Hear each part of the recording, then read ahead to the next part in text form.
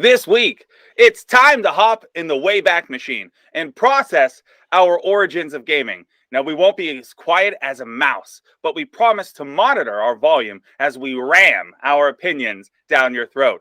If computer games aren't your thing, well, then take your little floppy disk the fuck out of here. But if this is for you, then whip out your hard drive and squeeze that joystick because it's PC Gaming Roots. This week on Nothing Good.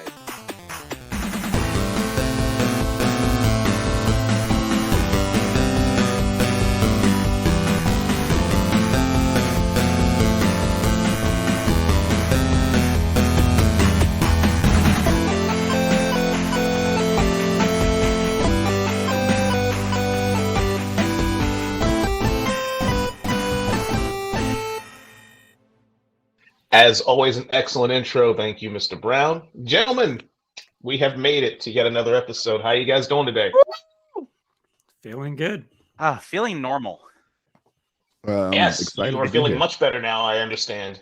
Yeah. I think the Rona has officially left the house here. So I'm about the Death Star and Return of the Jedi.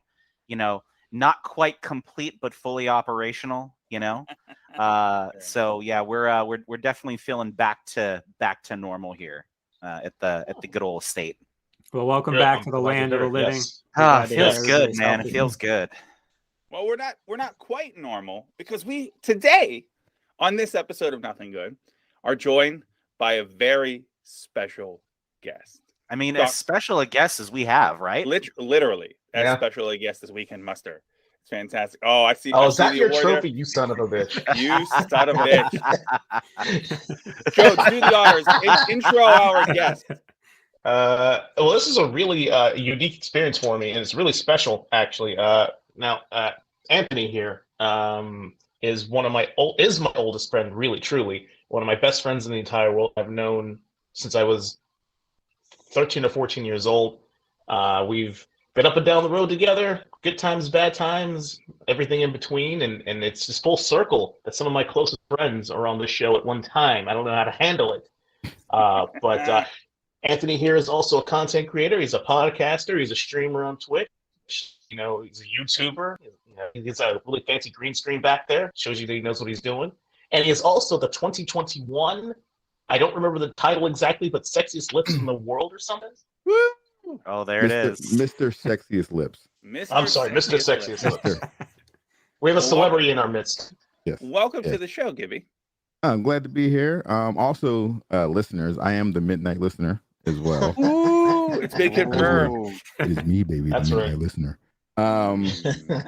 So I appreciate you guys. First, I want to say thank you for all the hours of entertainment. I should not have made it through that many episodes of a podcast in about a day or two. I'll take it as a massive compliment. Yes, absolutely. A raging compliment. I just want to let you guys know the job that I do, we're not allowed to wear headphones. So as I'm just walking through, you're sharing with others. Take that shit, Peru. I'm like, oh shit. So I started one earbud in now. I have one AirPod in my ear now. It works. Yeah, that's probably the content. If it's wrestling, sometimes I can get away with it, but you can't get away with it because you never know. You know, you can't have back titty fucking Goryo blasting through your job. Oh yeah. No. And guys, many times. Listen, Gib, it's funny you say that because I had that similar experience. Over the week of Thanksgiving, I had to go into the office and clean out my desk because we're moving office spaces. So we're condensing and we're moving to a different space. And as I'm going through, 6-7 years of stuff, I've got the podcast playing and I got it playing on a speaker. Now there weren't a lot of people on my floor, but I did have the Bret Hart episode, the Montreal Screwjobs playing. And there are many times that I had to adjust the volume as executives for my company, kept going back and forth. And I would just hear, just all sorts of great language coming from the podcast. And I'd have to pop my head up like a prairie dog and look to see who was there and jump down and change the volume on it. Well, I did have to turn it down for the chemical castration conversation. Oh, I'm like, Oh, boy. I still How could we can't forget about believe that? I still can't believe I'm like the only person who knew about that. I felt like amongst this group, at least 2 people would have been aware of chemical castration. what I thought it was someone like taking acid and just pouring it on their balls or something. that was the You know, group that's what I consensus thought. at that time. But it's like a That's dose what of I medicine just to make you sterile, right? Yep. Like Yeah, a different like cocktail Yeah. stuff. Okay. Yeah. Yeah, it's Like a Way lot of far less less juice. diabolical Yeah. than it sounds. Could you Yeah. imagine just your balls just being like the fucking Joker? The rest of you being normal, but your dick and balls just being Just white and fucking green. Jack Smile. Nicholson from 1989. Oh, where Good the fuck you God. get purple fingernails from? Where'd you get fingernails from? No, yeah. Something else really important too before we go on with the subject. Now, as the listeners are, as you guys, the audience are listening to, it's now like a Tuesday, so it's been a few days. But for us, as we were recording, Jeff's birthday was yesterday, and we want to birthday. wish him a very happy birthday on the Thank internet and to the Happy world. birthday. Happy Appreciate it. birthday, man. It's not real unless it's on social media. So Yeah, did you have a good thanks to birthday? What'd you everybody do? for the shout outs. It was pretty low key. Actually, my daughter had surgery yesterday, so we Oh. played it cool at home. She's better today. She's home and back Good. to her normal self. Good. So it was minor outpatient stuff, but so Okay. my birthday took a backseat to that. Like a which is true father, our, like a our parent job would. as a parent is to the kids come first, and I'll get drunk today. Excellent. Okay. Day Good. drinking, baby. Yeah. That's my man. Now, before we get started on the episode, speaking of day drinking and drinks abound, what is everyone drinking? This is a tradition we have on the show. So the last couple times we've done it in the middle of the episode or at the end last week.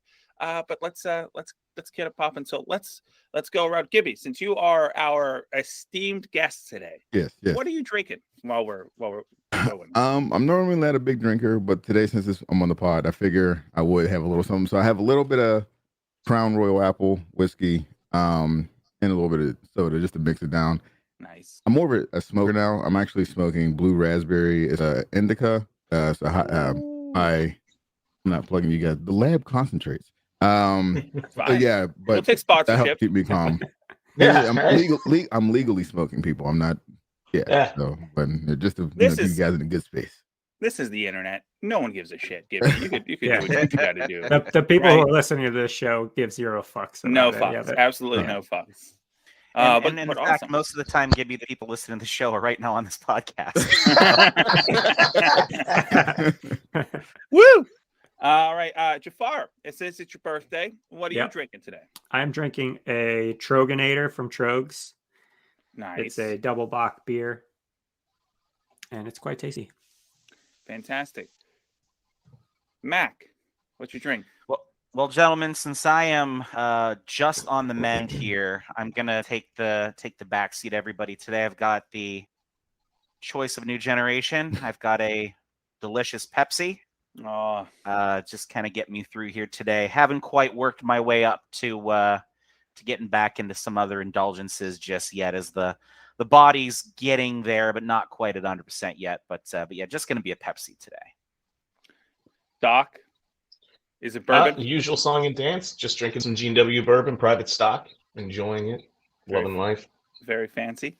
I'm double fisting and to have a wonderful, dangerous afternoon. At first, I'm having an Americano, straight coffee, and at the same time, I'm also enjoying a Mars double IPA. Ooh. You know, just kind of live it up a little bit, keep my energy up, but also am I drunk in the middle throughout the day. Excellent. So now, before we begin today's topic, I have 2 questions for our guest. First, before we get going, I just want to say, as we mentioned off air, and we all tell you all the time, Gibby here is known amongst us for having the most amazing, prolific social media that we have. It's been some times where I wanted to quit social media because everyone's racist uncle seems to have a profile and shows up on my goddamn timeline. Right. But Gibby comes in and saves the day all the time. So on behalf of everyone who's still Facebook friends with you after all these years, and Twitter, God bless you. Thank you so much for what you do. Yeah. But I have 2 serious questions for you. The first is this is a very simple question. I've always wanted to ask you this. You, as far as we know, you've been best friends with Doc since you were 13, and I've always wanted to know. I'll say 11 because 11. the first time he actually came over my house was for my 12th birthday party. But we'll go ahead. That's nice. It's even earlier. So my question is simply this: has Doc always been a grown ass man? Yes. Yes. He was the only kid that didn't stay the night at the sleepover for the birthday. The first time I Not met him, surprised. we were but late teenagers, years after you guys met, and I was like, "That's a grown man," and he's like, "No, I'm 19." I'm like, "No, you're a grown man." Like, so I've always wanted to know. It's like, you know, it's sort of like the younger equivalent of some of those actors that are just perpetually 40 for the rest of their lives. I just figured maturity wise, Doc has been about 42 my entire time I've ever known him. So, Well, you know, he had bills to pay, Noah. Yeah. No, he's been for the lifelong time I've had him in my life is lifelong time I had him in my life. He's always been mature, but also like the voice of reason. Like he was the kid, like, guys, I don't think we should rob the bakery. Like, come on, Yeah, it's probably a bad donuts. idea. You know? So like as They long might as I've frown known upon him this. from the day he first came into our school, like he always did have like he was very like well spoken, and I don't know, I could tell he was raised well. You know what I mean? Shit, but at man, the you met same my time, parents. You know like- that's not true. Right.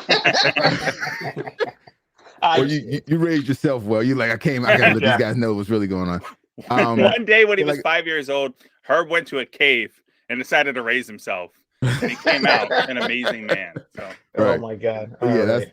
he's always been a great guy as far as that goes. But he's always been, like I said, the voice of reason, or like to keep more of not getting himself in trouble, but to keep you out of trouble type of person. You know what I mean?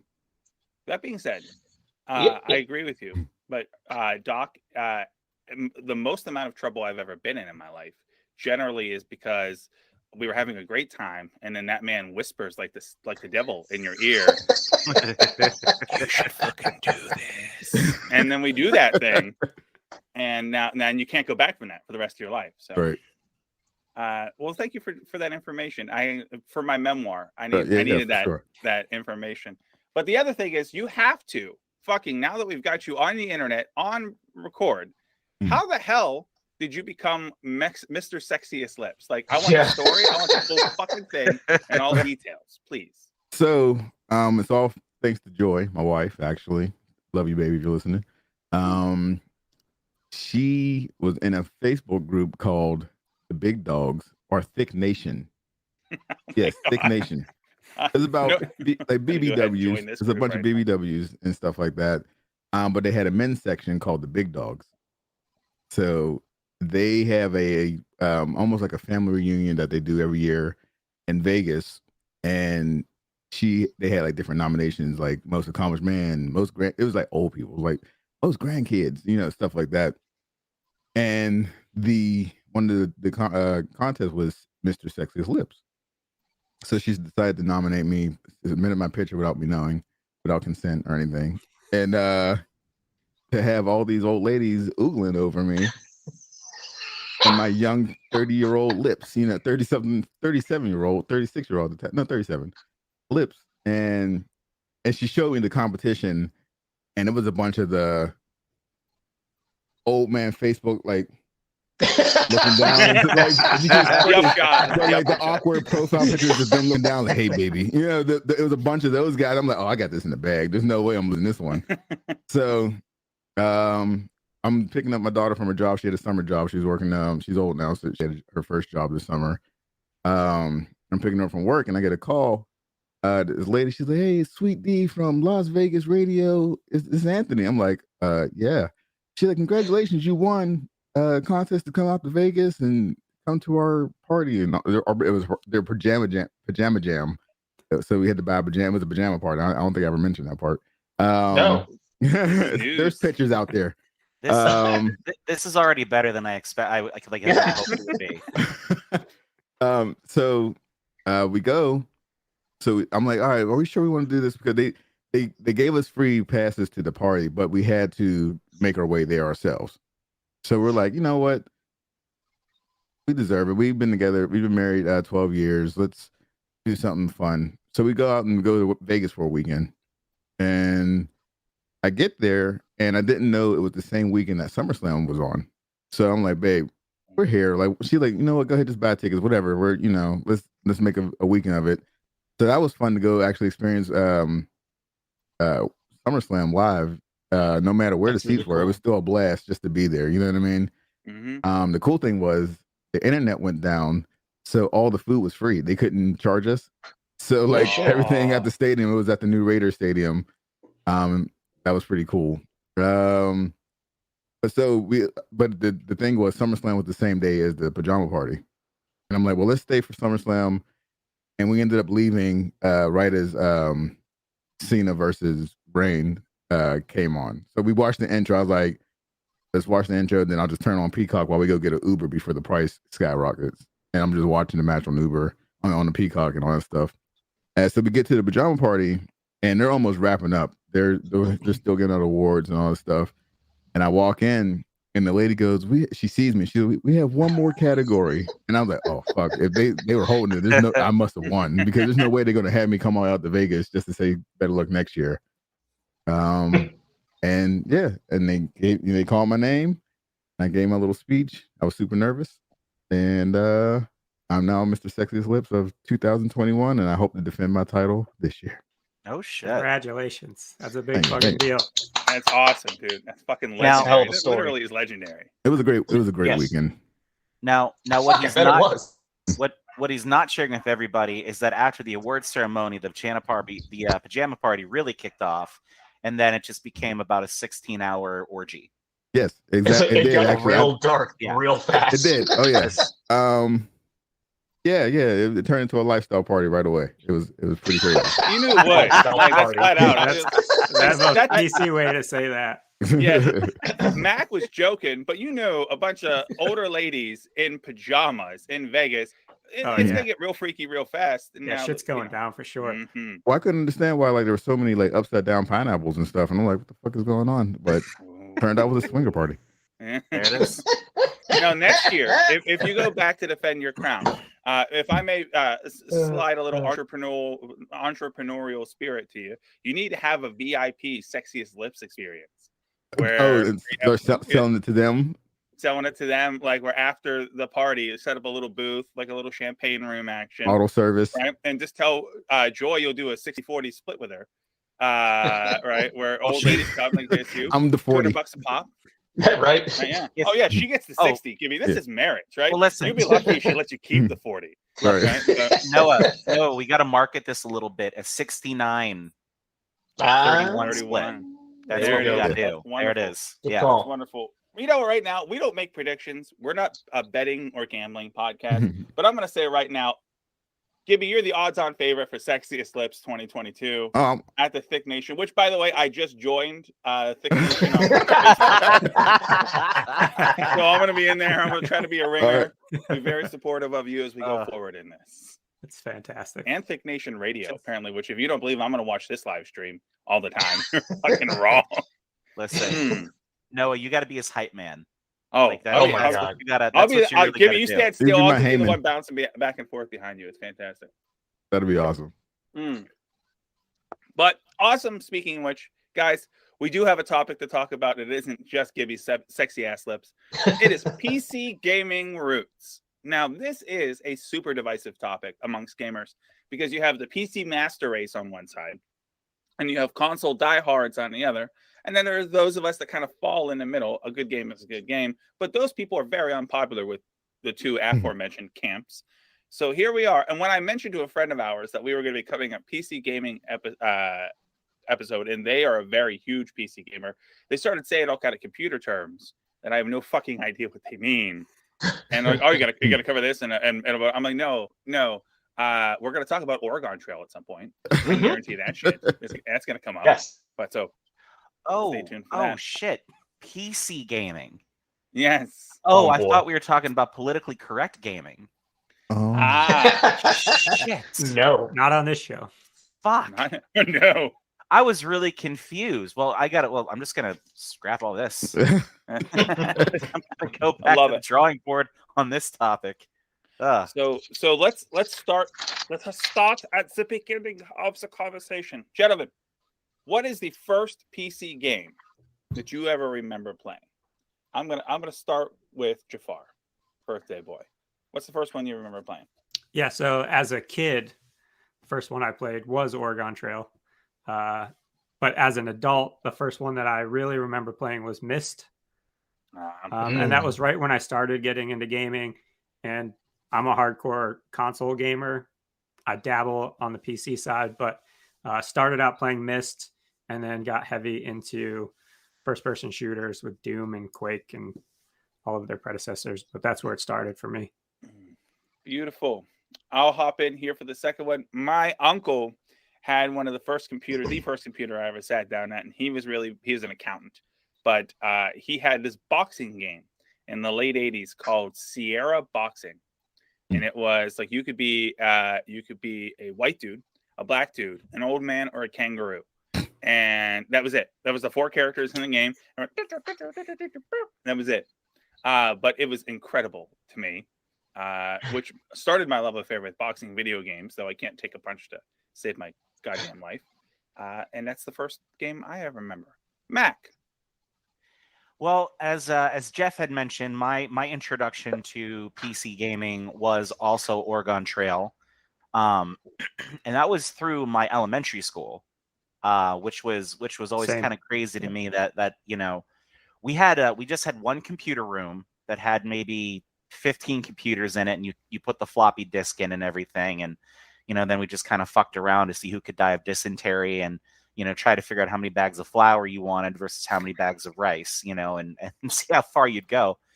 But as Jeff had said, beyond that, the very first one that I played was with our fellow Aaron Steinberg.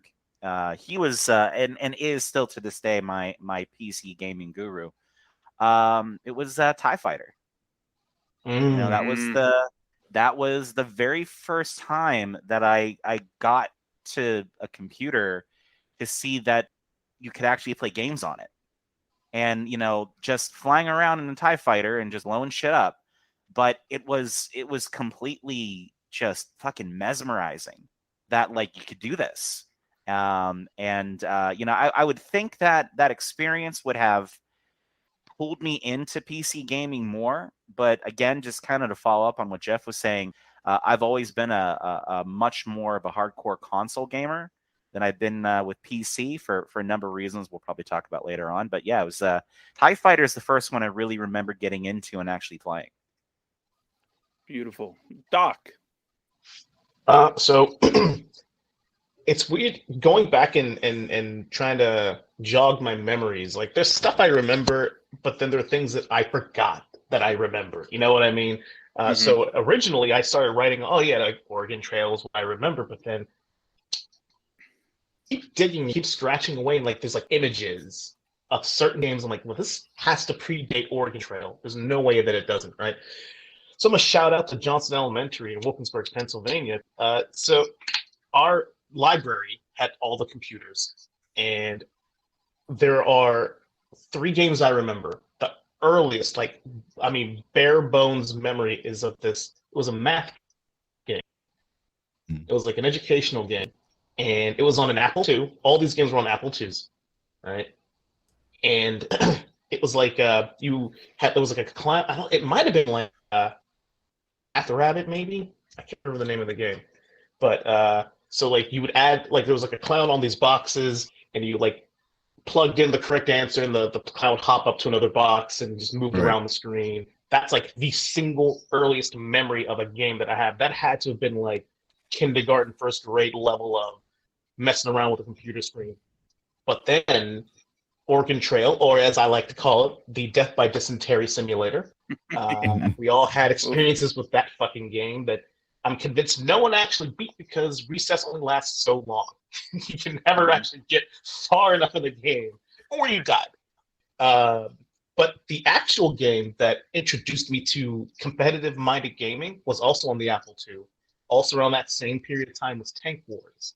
You guys ever played Tank Wars? Yeah, that shit was my jam, man. I still think about. I never stopped thinking about Tank Wars because it was such a fun game. You had to account for wind, which no one ever did because you're too young to really think about it. You had it was the first game that I played was multiplayer. you could, play against the computer, or you your friends could set up and be like 6 of you taking turns shooting like your little cannons at each other. Had physics and like different types of bombs, and it was such a cool, fun game that I remember just spending multiple like snow days. Like we couldn't go outside and play during recess. We just go and play Tank Wars. But yeah, those 3 experiences: the main Oregon Trail, which I don't have any positive memories of, and Tank Wars. Those are like my earliest memories at school. At home, it's a different story altogether, but we'll get there. Gibby, what's the first PC game you remember sinking your teeth into? Well, while Herb was saying that, I did remember those kindergarten classes of like the math games and the reading and stuff like that, plugging into different things and making different interactions. And that for me was like, I think I was like the Holy Rosary. So that was like, they did do that for like kindergarten. I do remember that. But my first like conscious choice of something I wanted to play, it was a game. It was a fake Pac-Man. I think it was really Pac-Man, but it was called CD Man. And I think it came out with like Windows 95 or something. It was like a Windows 95 exclusive. You know what I mean? It was one of those things.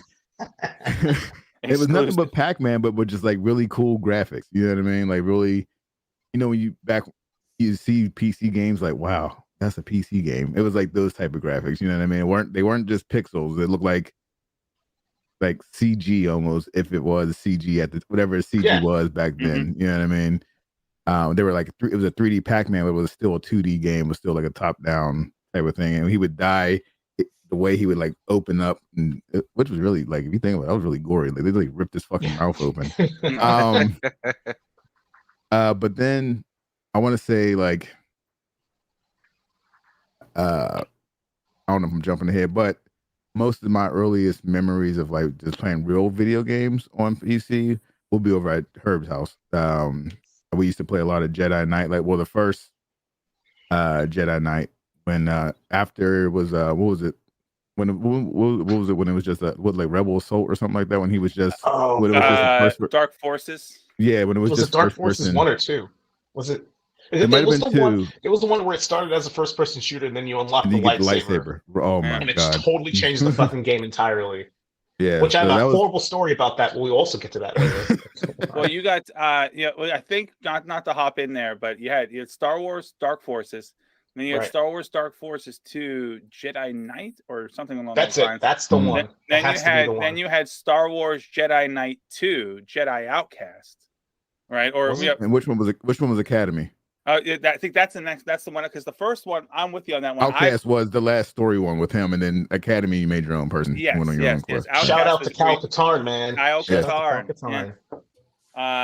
Super cool. I specifically took all the Best Buy gift cards I had from birthday and Christmas one year, and I went to Best Buy and I got that game and a graphics card to play that game. Poorly that year. I still didn't buy it because I had no idea what the hell I was doing. I'm in my late 30s now, and I still have no idea what the hell I built for my gaming PC. but that being said, that game was so fucking cool. With throwing a lightsaber and the picking people. Oh god, it was so fucking badass.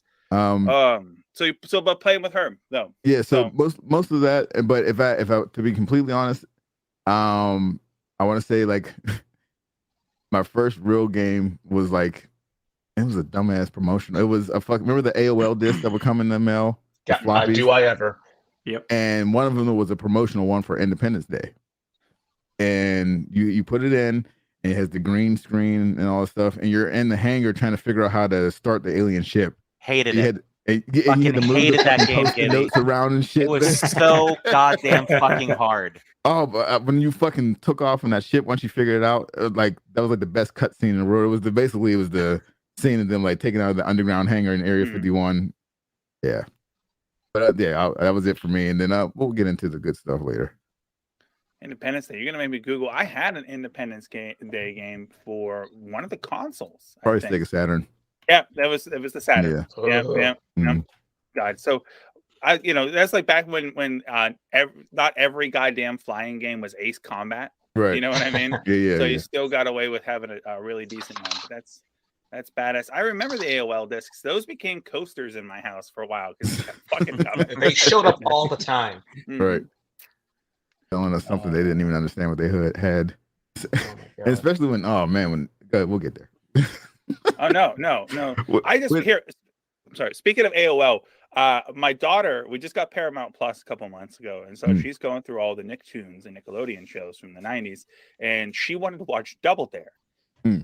And it sent me on a serious fucking Google/Wikibaiting frenzy because in one of the early Double Dares, one of the prize packages they give the kids is 6 months to America Online. And this is from like 87, 88. I had no idea that AOL was even a thing then. And it became, I swear to God, I felt like I was investigating the Kennedy assassination. I'm like, okay, wait a minute. But here's where it is. It was fucking crazy. But so let's all go around here and say, now, Dave, you led off with TIE Fighter, so I'm with Steinberg. Did you have a PC in your house growing up that you could play games on? And when did you first play a game, if yes? And if no, we're going to shame you for being poor. Keep going. Well, don't shame me. Shame me, Mac, on that one. We will not. I wasn't employed at that point in time. So we didn't have a PC in the house until I was probably, I want to say probably like, I think I was like 15 is when we got our first PC. So my dad, as he's affectionately known around the world as the incomparable Jimmy Mac, my dad was a salesman, and he was a salesman for a computer software company. And so my dad traveled all the time, but my dad's the one who had the computer because he would have the monitor that he would travel with, and he would have I can't even remember if it was like something like a tower, if it was just like a laptop at that point in time. But like that was my computer for a really long time. And then when like we started kind of gearing, oh, well, look, you can kind of have technology at home. We ended up getting a word processor at first. So, no internet, just there were a couple of little games and shit on there, and being able to kind of type stuff. And I like to type stories, and that was always the big thing I would do. And my dad would bring his computer home, is he'd set it up for him, and I'd sit there all weekend, and I would just kind of type up a story, and then he would print it at the office and bring it home and stuff.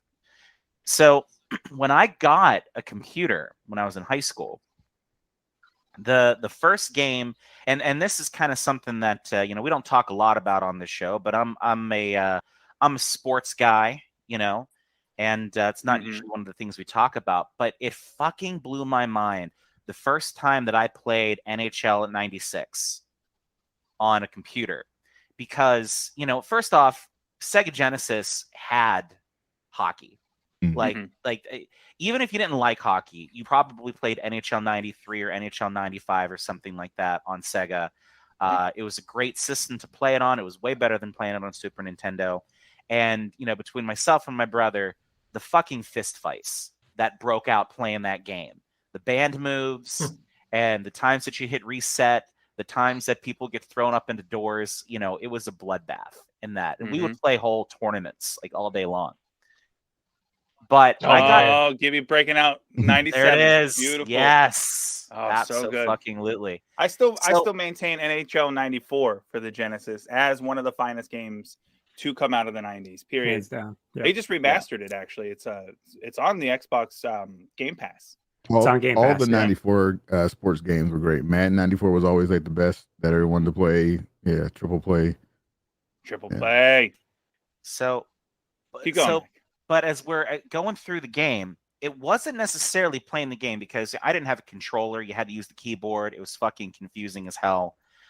But when you turn the game on, because it was a computer and because it was a disc, there's a fucking montage that would play at the beginning of the game.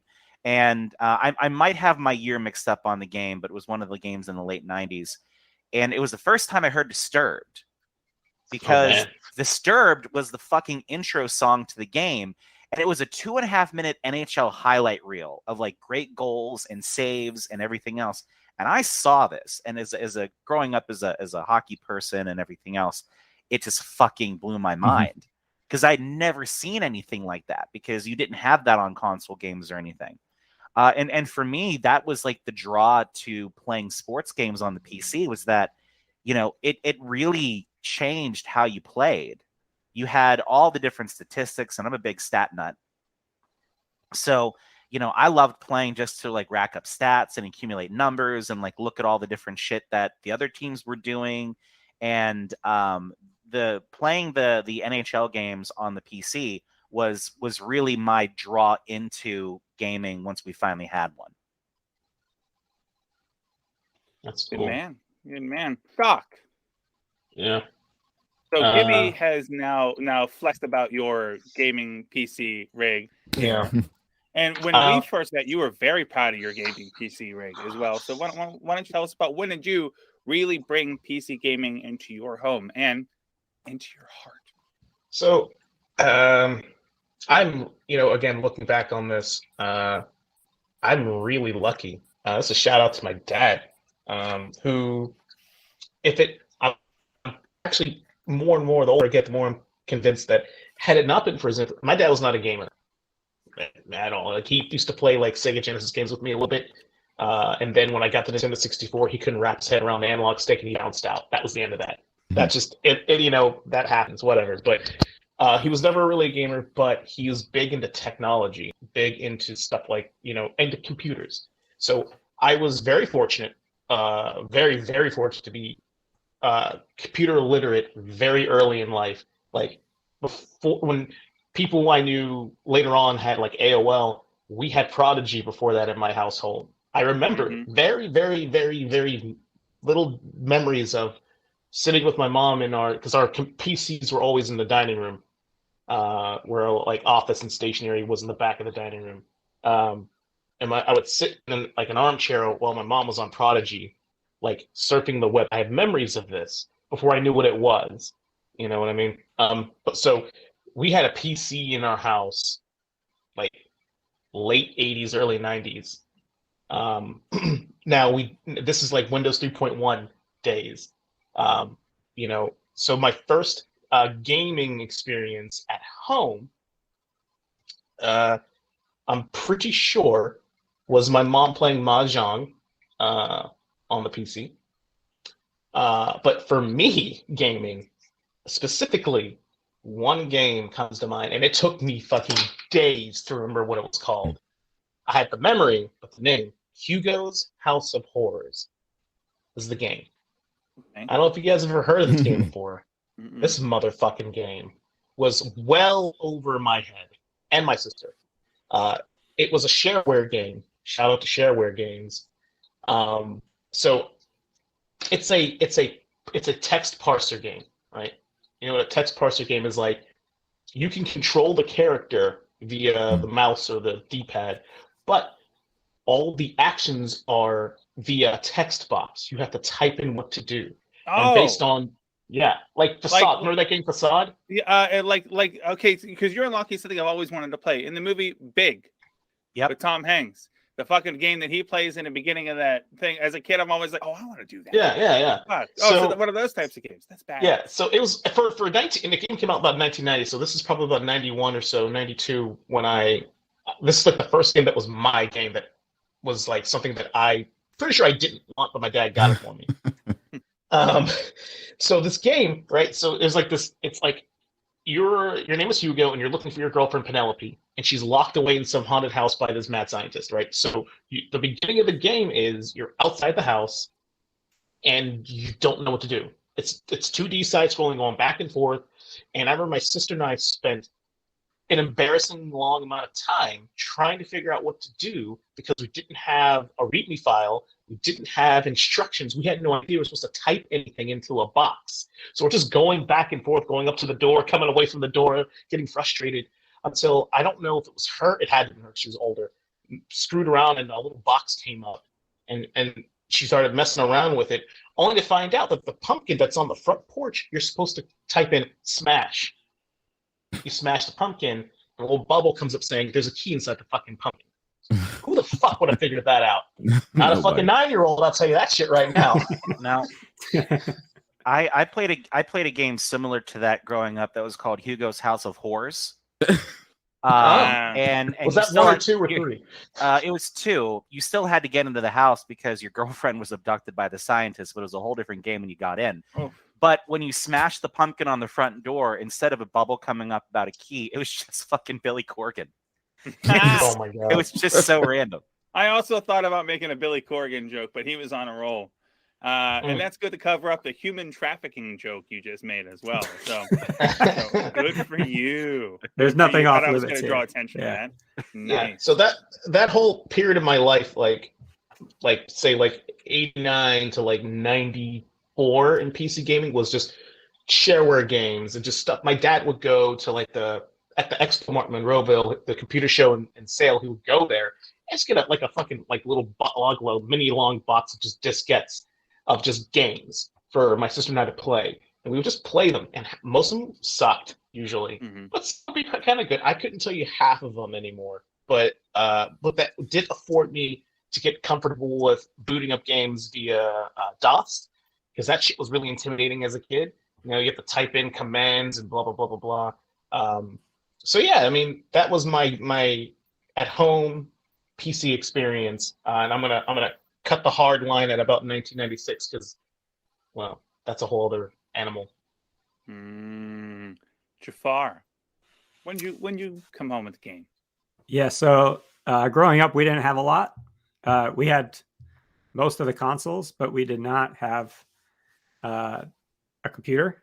And early on, mid 90s, I think I was a freshman in high school when I was doing art my entire life. And I knew that at that point, when I started using computers in school, that I wanted to go down the digital artist path, which is where my career has led me. But so around then, I convinced my parents that I needed to get a PC so I already knew Photoshop at that point. It was like Photoshop version 2 way back when. So at the time, you couldn't just go online and build and order a computer. You had to go someplace to do that. So I remember my parents taking me to the Gateway store. Oh my god! To build a Gateway computer, fully customized, and I knew that what the processing power had to be so I could do the work that I wanted to do, but also knowing that I wanted to play games on it as well. So right. I built out the computer, waited a few weeks for it to show up in the cow pattern box that it was fucking delivered in. Forgot all about that. Yeah. And so I put it together, and Myst came with it as a promo. And I mentioned Myst earlier. And so I don't even know what you consider it, an adventure puzzle game. Yeah. I think that would literally be what you would consider it. Yeah. Yeah. There's not really anything to do in it, but it looked fucking stunning. And I don't think I ever actually beat it. I think I just dicked around and wandered through the worlds and half-ass figured out the puzzles that were there. But so in doing the research leading up to us recording today, so Myst was actually the #1 selling PC game of the 90s until The Sims came out in 2000. Wow. Nice. And that's pretty cool. And I think, like myself, a lot of people have played it, but I don't know if anybody's really played it I 100% all the way through. All the way Definitely through didn't now. beat that game. Yeah, but you had to that take was real life notes. Yeah. It was work. It wasn't really play, but it looked fucking great compared to what we were getting on consoles at that time. So I think that was 96 or 97 when I was a freshman. So that's when I started down that path. Down that path. Well, Myst is actually what led to me getting my first gaming PC rig, which was my friend of mine, Mike, had 2 games that he wanted me to come over and watch him play. Right, because he had those friends. You're like, you can't play, but you can watch me play it. Yeah, one was Myst, which I thought was beautiful, but incredibly boring. Because the other game he had on a series of 5 floppy disks was Doom, and I was like, Can we play the one where you shoot the monsters? And he's like, no, I've got notes to take. Look at this adventure. I've got notes to take. Look at this. Look at this. You could pull this switch, and then it doesn't do anything, and then you have to figure out why. And I'm like, that doesn't sound like fucking fun at all. It sounds like me trying to figure out how to work my basement lights. This isn't gaming. The fucking demon shooting with a shotgun. In a barrel. The barrel explodes. What does that do? Let me get on that. So, my mom and my stepdad Steve were, they had a nice house. Steve's a good guy. Steve also recovering from COVID-19.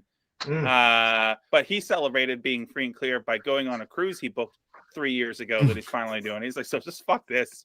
So enjoy tongue kissing everyone else. If he's recovering from COVID, this is the time. That's the time to go on a cruise. He's got fucking house money at that point. Yep.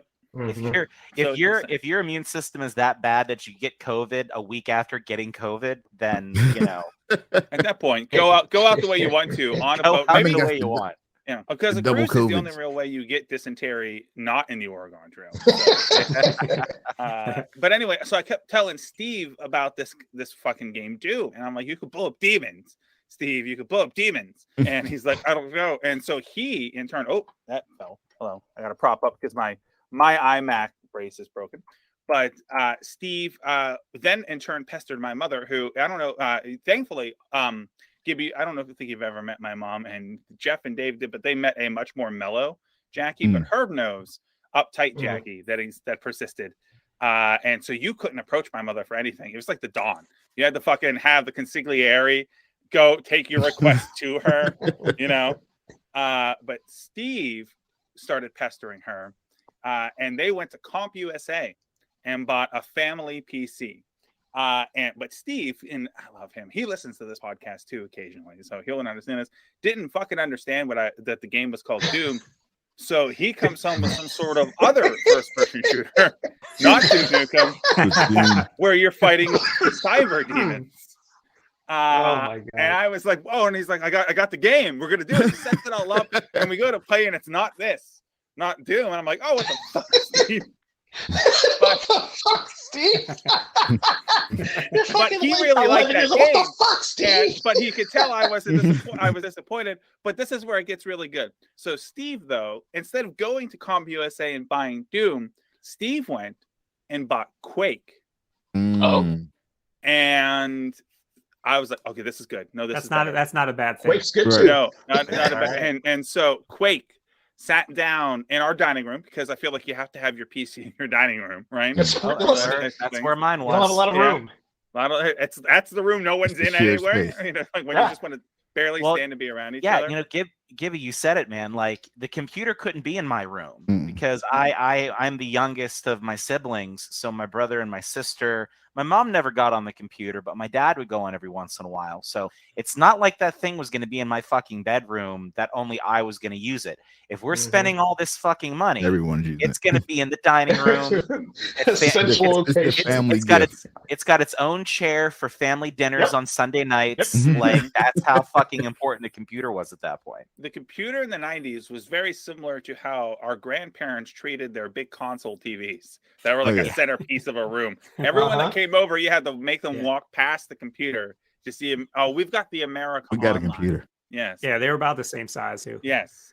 But anyway, so Quake, that was it. And Quake ironically introduced me to 9 Inch Nails, which I've never recovered from emotionally or physically. But that game was so awesome and so violent with the lava monsters and the demons and all that shit. And that was that we were off to the races soon after to follow some amazing games and such. And I rode that PC into the ground until I fucked it up irreparably with definitely not internet pornography. Definitely was 90s. Not LimeWire or Bearshare. No. LimeWire had nothing to do with that. LimeWire came along and ruined the second PC. It was discovering that at that time in my life with that PC into the ground.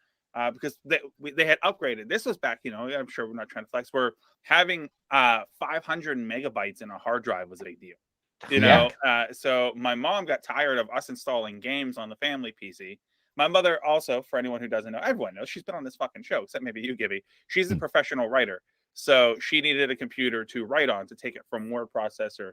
So she got her own PC. So all of a sudden, the PC was fair game. And that went in my room, and then internet pornography began. And I fucking wrote that thing in the ground. But I also pictures of titties to load down. Oh yeah. Oh my God. It's almost at the middle. The nipple's right there. Oh. Did you physically penetrate that like Sega Channel? Oh man, Gibby, that brings me to a question I have on my list. Gibby, if Sega Channel, if there's a knock on your door, it's 2:30 in the morning, it's raining, you open the door, and there, holding a bag of onion rings, is Sega Channel, and it's like, fuck me, and you get these onion rings. Would you fuck the Sega Channel? What type of fleshlight insert does it have? Oh, I mean, You're actually using. You're definitely actually a coaxial. Right? The actual where the I don't know if I can make my dick needle thin to fit in there. No, If you I, could, I, would you? I think you use the onion rings too, Gibby, to give it a little extra, get a little extra heat there. Oh, crunch. Based off of love that I had for it as a kid, I would have to at least give it that one time, just because. There it is. There it is. All right, Doc, Only you're the because it was only like one it who had to still happen. won't fuck the Sega channel. I have fucking standards. It's gonna send you text messages in the middle of the night, like, I'll spread eagle, just a picture of the Sega channel's butthole saying, "I miss you, you up," and one day you're gonna have to respond. Okay. Nope. Doc is always the voice of reason. Always. You know, there's gonna be like one day Doc is gonna just like get really fucking angry and just call up the Sega channel, and it's gonna be like just a fucking anger bang, and he's gonna be thinking about you the entire time, Noah. Nothing like hate fucking. Just some hate fucking. This what Hate you wanted? fucking the Sega channel. You have it now, Sega. Oh my god. He just won't call Sega channel back for at least 2 years. Only when you've had too many beers. But but anyway, besides the internet pornography, that PC also led me to discovering ROMs and emulators and all the early days of the SNES emulators and Fire Pro Wrestling, having to find an English patch for it and stuff of that nature. So that was all because Steve didn't remember that Doom was called Doom and bought some sort of cyber fucking game, and that led to all of that. But Gibby, when did you first get a gaming PC in your home? In my home, it was late. It was a couple years after I've been playing with Herb and stuff like that. For me, I want to say it was like 2002, like senior year in high school. I've been always wanting to get a computer. I would always ask my dad to get one, and then he had got sick, and he was able to file for disability because he couldn't work anymore. Mm-hmm. And because at the time I was under 18, I was also dependent in that. So as he was waiting for that claim to go through, they retroactively paid him once the claim came out. And as a teenager, I got my own check of like 10 grand. And my dad, being my dad, he's like, go ahead, do whatever you want with it. Like, don't spend it all in one place. I'm like, sure, thanks, Dad. I'm literally the next day. I already had a bank account because I was working at the time. And the next day I'm in high school, I would go straight to the library. I think I skipped class or something. I go to the library, go to Dell.com, and I start building a PC.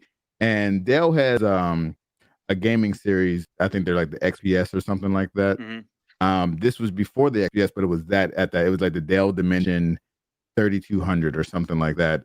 And it came like after adding on, I'm like, 2 disk drive, DVD drive. Yeah, I'll put a DVD player or CD. It was just like, that's right. I need 2 so I could burn, games and CDs and stuff. So I got 2 drives in there. Printer, let's throw on the printer. And so basically it came to like $2,300 at the end of the day. Ooh. And I get it home, I get it set up. Funny because that's how naive I think we were in that time as far as like, what is the internet and who owns it? Because I think we had AOL. My dad had bought AOL, but we were also paying for Verizon DSL. So if you have DSL, you don't fucking need AOL. Like, you don't need AOL. God damn it. And we're paying this $13 a month for years. Meanwhile, we have internet already. But I do miss the AOL days of the instant messenger. Like, AOL, Herb will tell you about we had a lot of like groups. We met lifelong friends on there. I feel like Noah, somehow that came from AOL, you being in our life as well. Possibly. And because I'm technically, I would say Scott. I was gonna say Scott. Exactly. We rode the bus up to Carrick, and I think I did meet your mother that day because Drew stepped on a rusty nail. Yes. And I was it. Oh, that's you did. Listen. Oh yeah. Shout out to that. Okay. Yeah, that day. So I'll drink to that. Okay, you know what? I'll tell the fucking story in about 30 seconds. That's because it's amazing. So and we're going to do a podcast in greater detail on this, but how I came to be a part of Doc's life was I responded to an ad on the internet for someone looking for. That just sounds funny right there. I know it sounds dirty. Like, I am so glad that I wasn't molested because I was fond of this ad on the internet for wrestling, for people looking for wrestlers. And so they were having a meeting, and I went to this meeting, and there I met Doc. With that story to be continued at another time. Fast forward. That also later. sounds like a gangbang after a an award ceremony in Vegas. If you tell anyone this story that takes place in 2021, they fucking is what it is. Like, Absolutely fucking. There's a lot of protein being thrown around that story, but there was none. Just a bunch of awkward teenagers, all independently in the M&M at the time. That no one really known. That room just looks like a Jackson Pollock with a black light. But a mutual friend of ours, Scott at the time, was decided that he was going to build a wrestling ring in his backyard. And he had all of this lumber with some nails through it in the rusty backyard. Nails everywhere. Rusty nails everywhere. It was fucking wonderful. And we're all standing around for this meeting at this place, which a lot of meetings, very rarely things ever happen. And Drew's standing there. My brother Drew, also a frequent listener to this podcast, is going to be really glad I'm telling this story. And Doc comes up, and if you've ever been handshaked or given a pat on the back or a high five from Doc, they come with a little bit of thunder. They do, because he's a very serious man. He goes big and he go home, and his greetings are the same way. And he comes up and pats Drew right on the back, but Drew, being significantly younger and smaller than the rest of us, he was probably 70 pounds at that point. Man. Yeah, stumbles forward and right onto a rusty nail sticking out of a board. And the look of guilt that came across. Yeah. Oh yeah. I mean, yeah. You're. Oh, it was terrible. But all the way through his foot. I don't know why I'm cracking up at that. Like, wait a minute, this kid, he was fucking freaking out. Yeah, it's like 15, 16-year-old kid with a nail through his foot. Doc felt terrible. Ambulance came to take Drew to the hospital, and my mother. Now, they will never admit this. Drew will admit this, but my mother will never admit that Drew is her favorite of all of us. So I broke my nose twice in 3 months, and she told me, well, I'm not taking you to the hospital. There's nothing I can do for you. And I got like a terrible infection. And to this point, now every time it gets colder, my entire face aches, and they have to adjust. Every time I get a new pair of glasses, they have to adjust for the large lump in the middle of my nose, which is red to this day because my glasses sit right on the break. But Drew gets a nail through his foot, and my mother starts like bawling, like she just watched her son get taken away by the Nazis, like, so that's how you met her. Here's a fun story that no one ever knows. When Drew was in the hospital, they gave him sedatives for his foot, and he started saying really mean shit to me when he was in the hospital. So I walked up, he's in the hospital room, and I slapped him. Because that's what brothers do. Yeah, that's love. He's in the hospital room. His foot's all bandaged. I just open hand slapped him and stomped my hand. Oh shit! But yeah. So that's the AOL part. Yeah, I missed that stuff. But as far as like the gaming part of having that PC, I think a lot of it, because I didn't know what to really do. I think I stumbled down the Bear Share, Kazal, Morpheus days. Fuck Morpheus! I forgot about Morpheus. I downloaded a bunch of stuff off of there. And as far as gaming, like it was a lot of going to GameSpot and downloading demos. I would play the Thief demo a lot. I would play Need for Speed Underground demo, or there was like it was just a drag racing game. It wasn't even Need for Speed. It was like Custom Racer Drag or some crap like that. Yeah. But the first real game was, for me, that made me serious in the PC gaming was Rainbow Six 3 Raven Shield. Raven Shield. I used to play Rainbow Six with Jones. But I'm pretty sure we'll cross that bridge. We'll talk about that. We won't get to that. Oh yeah. But Rainbow Six 3, from comparing to the first game, it completely did an overhaul. It was a whole new game. It was fucking awesome. And I played the demo, and I remember catching the bus to Squirrel Hill, going to Electronic Boutique. It used to be in Squirrel Hill, and buying Rainbow Six 3 Raven Shield and taking it home, only for it to like run like shit because it was a newer game. So it ran, but everything was low quality. Like the textures were all bumpy. Um, but if that game could be remastered, like to me, everyone likes to say Vegas was their favorite Rainbow Six games and stuff like that.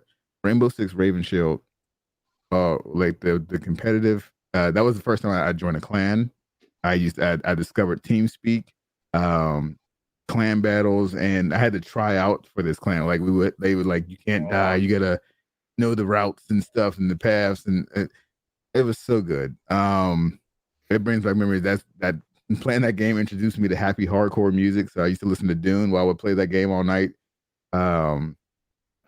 That just brings so much joy and memory back to me. But so yeah, Rainbow Six 3 was my first introduction to having my own PC.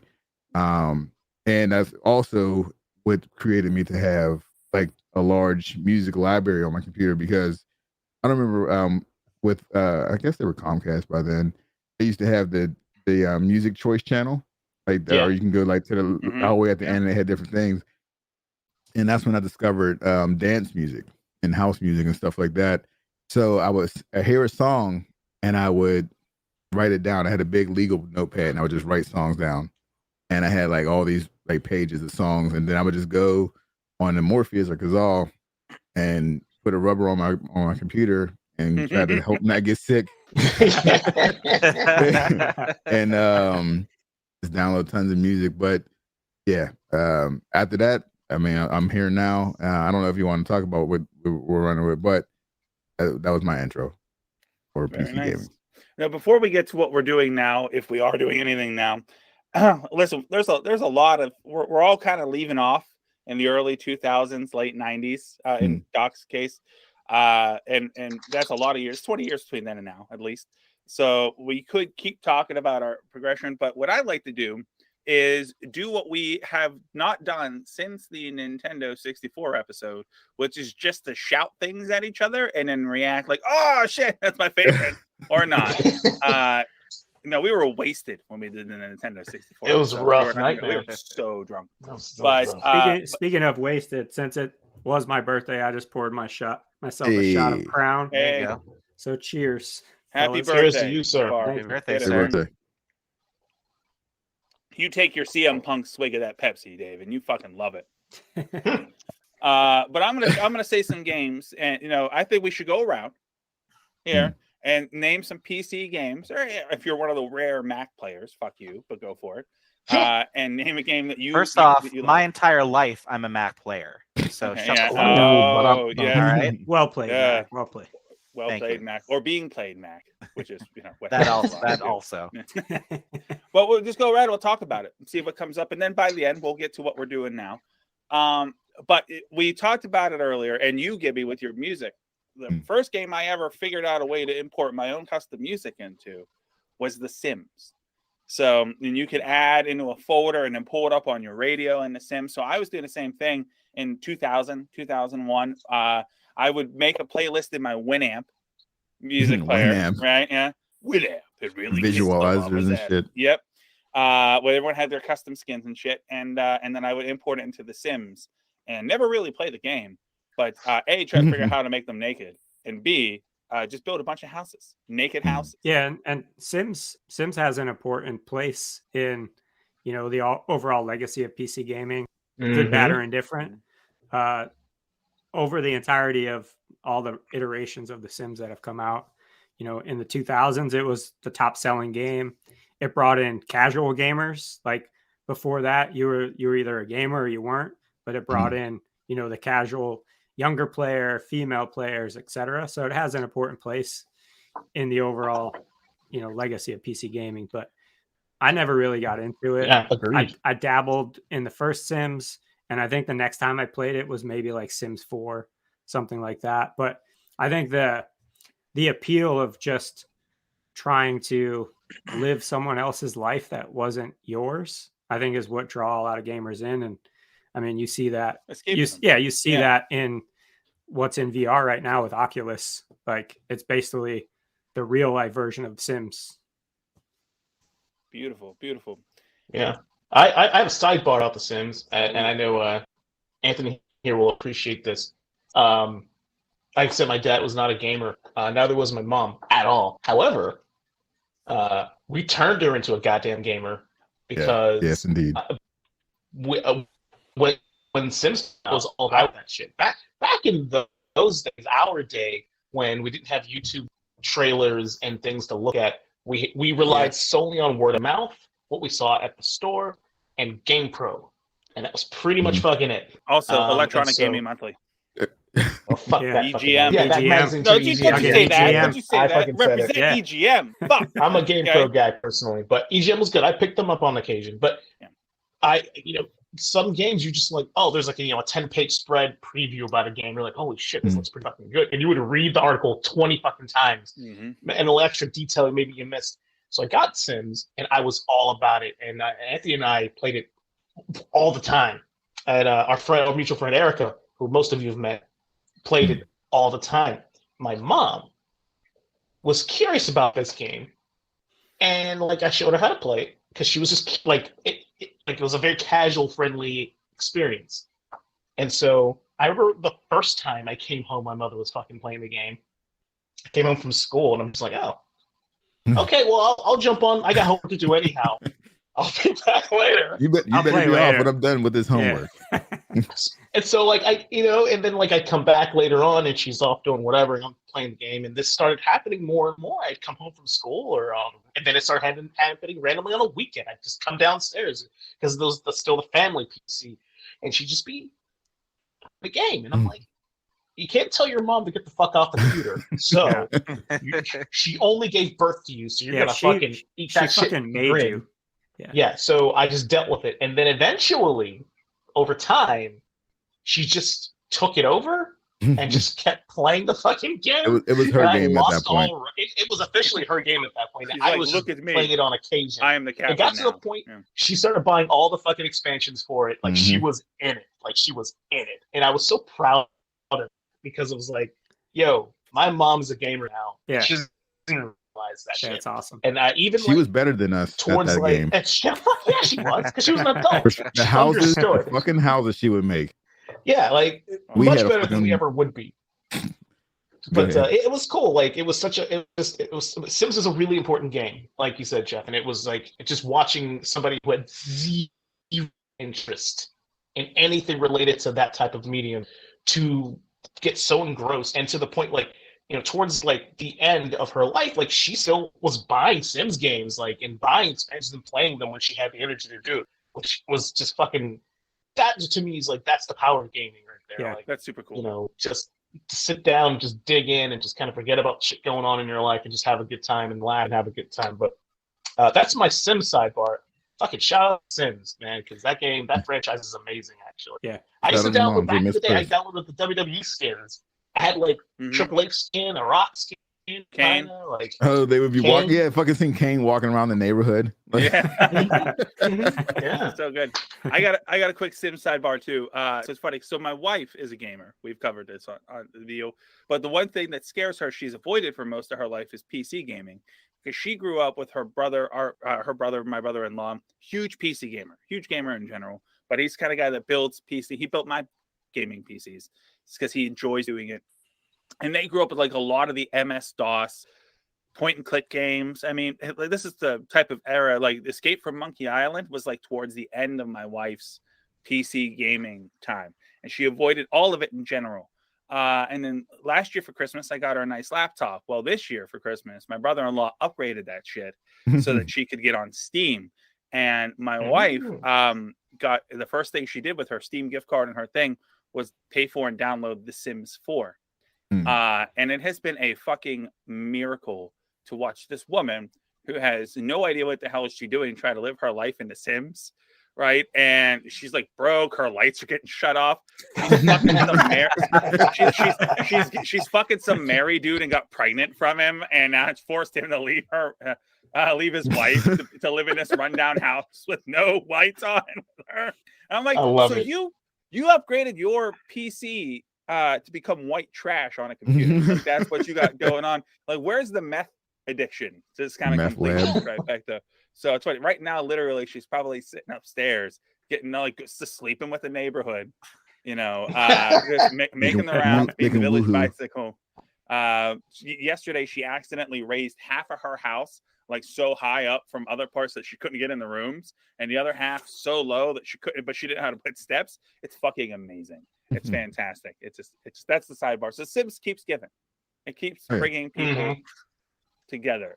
Another thing that I think is when we talk about great PC games, we don't really mention it, but I think everybody has sat down with it at one point, is Roller Coaster Tycoon. That was what I was going to bring up. Yeah, Mac, what you a fan of the Roller Coaster Tycoon, the RCT? I kind of stuck more with the console games around, the 2000s. I didn't really have a computer that was designed for playing games. So, but I had an Xbox and I had a GameCube, and I was playing all the different games that were coming out for those. But I did really get into Roller Coaster Tycoon, and just the just building the most ridiculous fucking roller coaster you could come up with the absolute biggest hill and the biggest drop, and seeing how many people would either get sick or could fucking die because the roller coaster would just go off the tracks and everything. The appeal to that to me was just great. I never really gave a shit about how good my theme park was doing as much as it was the draw of the roller coasters and how many people could I mutilate along the way. Yeah, I think for that it was the thrill of the build. You know what I mean? Oh, absolutely. And there are so many different iterations of the Tycoon games: Railroad Tycoon, Roller Coaster Tycoon, City Tycoon, whatever. And Roller Coaster Tycoon really paved the way for that. And it was just fun just to fuck around, like not really caring about what the overall objective of the game was, which was how do you improve customer satisfaction and park attendance at your theme parks. Like nobody cares. Let's just build this ridiculous fucking roller coaster. All the restrooms and out see how many people we kill. Yeah. Oh, amazing. Yeah. My father discovered PC gaming around this time. As we've established, my dad's a big gamer to this day. He actually is in quarantine because someone else in his house has COVID right now. And he's been playing Far Cry 6 like religiously to the point where he's dreaming about the game. He called me and he's not quite sure like what was Far Cry and what was just a dream. And so, but he doesn't want to spoil. It's been a mess of a conversation. But he loved Roller Coaster Tycoon, and that opened, as you said, the gate to other Tycoon games. Now, my dad was a railroad guy. He worked for the railroad. He retired from the railroad. But he would come home from his long day. So he discovered that he could set his Roller Coaster Tycoon park up to kind of run on auto, and then he'd go to work. And then he'd get up and come home from work at night because he's worked overnight. And his park would have made an absurd amount of money, and he would have completed the objective. And then he quit, and then he load Railroad Tycoon, which made no fucking sense to me. Like, if you make light bulbs for a living, why would you play Light Bulb Simulator when you came home from fucking work? Especially if you complain about work that much. But it did open. Maybe that's what he was doing. He was making everything right in the simulator. Like, this is how it should be done. Yeah. Like how they fucking up at work. Fucking damn Jerry. Running this railroad wrong. He puts all the people he hates in the games and lays them on the tracks. Right. Yeah, just a sidebar to that. Like, so my daughter got an Oculus for Christmas. Ooh, and nice. I'm like, whatever game you want to download, go ahead and download it. She's like, first game I want to download is Job Simulator. And I was like, why the fuck do you want to be an adult in VR? Like, working in real life sucks. And she's like, no, it's super fun. She's like, you wouldn't understand. And I was like, I do understand. I work for a living. Right? It's not fun. Literally any other game. And so that was the game that she got first, and she plays it all the time. And it's actually really fun. But I was just like, this is so absurd. I have an idea, and it's gonna feel weird using this joke to follow up the fact that your daughter got an Oculus for Christmas. So I'm sorry, but I have an idea for a new gaming rig. So from the makers of the Oculus Rift comes the Cocculus Rift, and when you put the helmet on, it just shoves a dick in your mouth. Jesus. Available at GameStop near you. That escalated quickly. A Cocculus Rift. Well, there's that. Oh, that's a T-shirt right there. So in the vein of throwing names out into the void to see if there's a reaction, I'm gonna throw a name out in the void. The first CD game I ever owned was also the first PC game I ever bought with my own money. Duke Nukem 3D was like the holy grail of games I should not fucking play. And it was the only reason I even knew it existed was gaming magazines. The only reason I knew it existed, and just like all the buzz around it and how like the half-naked ladies and all this stuff, and I'm like, oh my god! And I was far. This is like 1990, like what 97, somewhere in there. Yeah, 96. So I didn't get it until like maybe 97. I got Duke Nukem right before I met you, Gib. Like right before, like the year before. So. I remember playing it at your house. And the only reason I was able to even get it is I went with my dad to the computer show in Salem, and I convinced him, like, here's my money. I want to buy this game. And he didn't question a damn thing. He should have, but he didn't. He said, okay, sure. I fucking bought this fucking game. I was coveting it so much in the backseat of the car on the way home. I could not wait to dig into this game. He's like, what is this MA rating on the front? Oh my god. I'm not really sure what to do with that. He did not question any of that. Nothing. No, he should have. But that was such a good fucking fun game to play. Also, it ran really well. Also convinced my mom and my stepdad to buy me Duke Nukem 3D at CompUSA, and they absolutely should never have done that. But that asks the segue question, and Gibby, I want you to take point on this one, because to me, that's the first instance in all of video games that I can remember, Duke Nukem 3D being the first time that tits became a part of gaming. And, you know, when you're a young man then you started to find a way to insert as much tits and nudity and sex in our games, and for you to try to make games that should not have tits or nudity and sex, have them in there. Well, you figured not too long after that, we were introduced to Tomb Raider. You know what I mean? That was like 95, 96. Yep. And that's a great point. But I do want to jump back to Duke Nukem 2 being, that's one of the games to me that you heard so much about it and so much craziness about it that when you actually see it, it's not that bad. And you're like, it's pretty tame. Like, like where? There's a lot. I remember sitting with you in the dining room on the computer, and we're like, maybe there's a code we got to put in to really get the titties. There's a nudity code. And there was nothing. It was just, the big deal was that she had tassels on her tits. You know what I mean? She had pasties, and she would shake them, and like, "Hail to the king, baby!" And it was just like, that was a good Duke Nukem. But we thought it was great, but we thought there was more. Just the way that the articles always made it to be that there was just, he should not play this game. So him cussing just a little bit and go ahead. Before Duke Nukem, like the most adult, because look, let's not pretend like there weren't adult themed games before Duke Nukem, right? There was Leisure Suit Larry. Larry was a thing before that. Now I never played them, but I knew what they were. Right. I knew that they were not for me. They were for my parents if they played games. Right. But I don't even know how far that series even went. But I don't know if Duke Nukem got close to it or went over it or how much gratuitous did it. Leisure Suit Larry, I had it after the Duke Nukem 3D thing because that started my quest for tits in games. Because as a teenager, pixelated titties are still titties. Yeah, anything. That's right. Listen, you were watching Scramble Spice Channel. That's right. Just to help you catch a clear nipple. Yeah. There's a whole thing like channels 98, 99. You just go down on there and you just wait. Go open your little 13-inch TV in your room. You shut the door. You're squinting your eyes. Accidentally. Get really close. In front of the door. Fucking with the bunny ears, like trying to get the static right. Mm-hmm. So you start moving your head with the squiggle. Right. You're like waving side to side and shit. So I ended up going to raiding the Leisure Suit Larry games after Duke Nukem on that quest.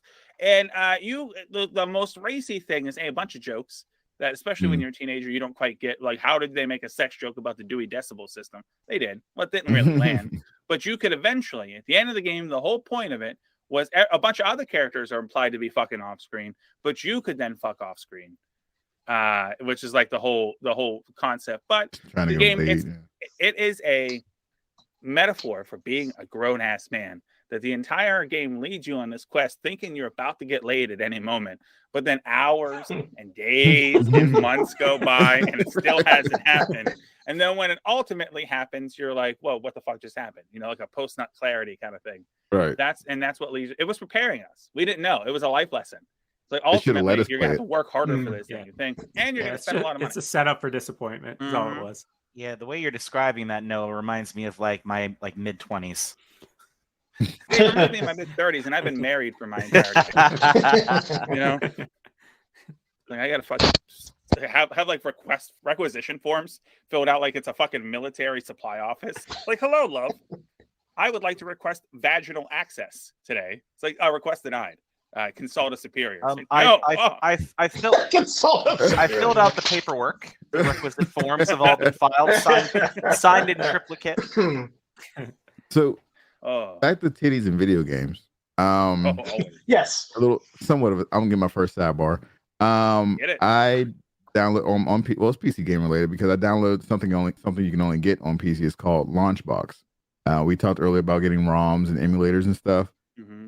This is the mother load of emulators. I have a 5.4 terabyte build of games. Well, shit. Holy Yeah. shit. So when you guys come over one day, we'll hook it up to the TV and we'll actually play every fucking game you can think of. It's all there. It's all there. It's my first time, and this was my first time actually. Well, no, that's not true. I did play Demolition Man and Electronic Boutique on the 3DO, but I was able to. I have the whole 3DO library on my computer. Fucking 3DO, Jesus! I did not know, and I would have loved to have been fucking 12-year-old kid having a 3DO, because if I would have known this existed, I would have been jacking my little dick to this game. Vivid Entertainment had a contract with 3DO. Oh shit! Oh yeah, look up Blonde. I want to say it's Blonde Justice. Vivid Entertainment, Blonde Justice. It was write it down. It was Blonde Justice 3DO. It was basically just a movie you're just watching. You don't even interact at all. You can't even like really give her choices or anything like that. He's looking it up as I can see it in his eyes. and it's classic. But look at his face. It's classic. You can see his classic Skinemax porn. This is like that. What game did I have for the Sega CD where it was the shitty Night Shift or something? Night Shift. Night Trap. I remember this. Night Trap. I had Night Trap. This is what I wish Night Trap was. Like, right. That's what you thought it was going to be. Go on. So choose your own. Vivid Entertainment. And I want to say someone else. They had a contract with 3DO, and there was like some like slot machine games, puzzles, and then even there was like there's this one Japanese game on there. I'll stream it for you guys one day. Where you're like a peeping Tom. You're like looking through a keyhole, and it's like a little keyhole, and like the girl's getting dressed. And you see her nipple. She's like, "Oh, that's good day," and she starts speaking Japanese and shit. Like,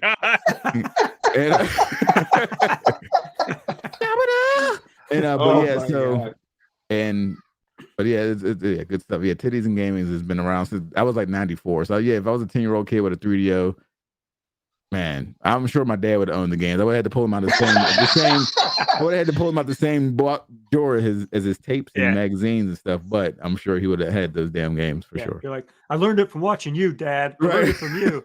Well, oh yeah. You can ask her. My teenage years, it was just me and my dad, and sometimes my cousin Charles was around, and literally, it got to the point to where I didn't even hide porn anymore in my house. Like, I just had on my dresser, there was just tapes stacked up. And because I messed up in school once, my cousin Charles took all my tapes. He's like, you know what? I'm taking these. You'll get them back when you get your grades up. You know, people take video games. I'm taking your porn. When you get your grades better, you can get these back. He gave no fucks. And I never got those back. I'm mad because no, Charles. Here's the I want my DVD. It was a double-sided DVD. Remember they came out with those in the early 2000s, and one of them, I swear to God, it was the best thing in the world. I can just one side was just literally 3 hours of trailers, and I'll never forget. Oh no, my asshole is on fire. That trailer was so good. That was I never made it to the full movie, the trailers. But yeah, Oh man. That's amazing. No, that's amazing. No, first of all, we'll do a side when we run real dry on content. We'll be we'll do an episode on when we were absolutely positive that our dads eventually figured out how to use a family PC for porn. That's an entirely separate episode that everyone's got a story about. Yeah. In the fucking dining room. In the fucking dining room. Yeah. You open your door to take a piss in the middle of the night, you'd have to shut the door. You just see a blue hue coming from the room walking by. But speaking of nondescript VHS tapes full of porn, a certain older gentleman who is related to me that listens to this podcast had some of those. And I've always wondered, like, how many times has someone's mom or grandma found that box of unmarked VHS tapes and maybe put them out at a yard sale? And someone comes home and it's like Gaping Assholes 4, you know? I got this for $1. They bought for 50 cents, yeah. Listen, when it comes to nondescript VHS tapes, I've got the story that beats everybody on this one. So early 20s, I had a job as a lifeguard, and I was lifeguarding in an apartment building downtown. And you know, I know Jeff, you came down at some point. Jones, I know you stopped down there at some point. No, I don't know. I don't know if you were there when I was working, but when we were down there for Star Wars, right? So in this this swimming pool was the greatest job ever. It was 5 feet deep. No kids lived at this property. I was basically there because the county said I had to be. The greatest job ever. But, you know, there'd be points in time during the day when if it was cloudy or if it was raining, we would have to lock the pool, but they would have to find something for me to do. So inside this apartment building, which was a luxury apartment complex, there's a common room. And the common room, like a clubhouse, and had a kitchen. It had a library of VHS and DVDs that residents could come down and grab and everything. There was a pool table in there. And in fact, when episode 3 came out, we booked the clubhouse for the evening and did a whole Star Wars marathon. We watched episodes 1 and 2, went to the theater to go see 3, and then went back to the clubhouse and watched 4, 5, and 6 until dawn. Yeah. Now, I'm going. It was one day in the summertime. It was raining. Not a single woman was present, Gibby. And the greatest shocker of all time. No. Yeah. To the surprise of no one. Well, Melissa went to the movie. She did. She did. She didn't come to our clubhouse. Yeah, she didn't come to the clubhouse. We got no time for that bullshit. We even had a cake made for Darth Vader to celebrate his birthday. We actually had a Darth Vader cake. So it was one of those days when it was overcast and wasn't raining hard, because if it rained really hard, I'd go home and there's no need for me to be there. But it was just one of those on again, off again things. So I'm in the clubhouse and everything, and I saw that the VHS light was on on the TV. And I was like, well, that's kind of weird. So I go and I, saw that there was a tape and there was a case there, and it was kind of a nondescript case. And, I kind of hit play on the VCR, and there's a woman, and she's fucking taking a shower, and she's all, soapy and everything. And she was pregnant. And I'm like, holy shit. Like, what the fuck is this? So I stopped the tape and I hit eject, and I grabbed the case. And as I go to put the VHS into the case, a picture falls out. And the picture was of the woman grabbing her tit, squeezing breast milk into her mouth. And it was signed to one of the residents who was living at the property. Wow. And I'm like, holy shit. So I grab the tape and I go and I take it to the managers, and they go, where did you find this? I'm like, you fucking know about this? He's like, I was like, did you leave it in the VHS? Like, fuck, did we leave it in the VHS? So apparently they ended up getting it somehow, or somehow got mixed up with something, and they kind of knew about it but forgot to grab it. And that whole experience has been fucking singed in my mind since I was 21 years old. It's just that picture of her just shooting breast milk into her mouth. I'm like, people are fucking into this.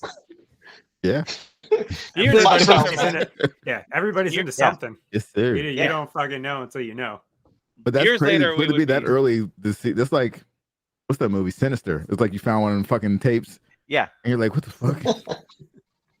And then it's just breast milk everywhere and a pregnant woman taking Yeah. that would. I'm surprised. Yeah, you're better than me. I would Yeah. Oh yeah. Without a shadow of doubt. My wife didn't know until several months ago about Rule 34 of the internet. Not only the rule, but the website, right? And I was trying to tell her, I was like, wait, Rule 34 dictates if it's a thing, we've made a porn about it. She's like, what do you mean? Is that an actual thing? That was a long Sunday afternoon conversation with her. And then she proceeded to kind of pass the buck and said, the internet has just ruined sexual imagery, and without pornography, I don't think people would be into the weird stuff. Internet porn would be into the weird shit. I'm like, bitch, let me tell you something.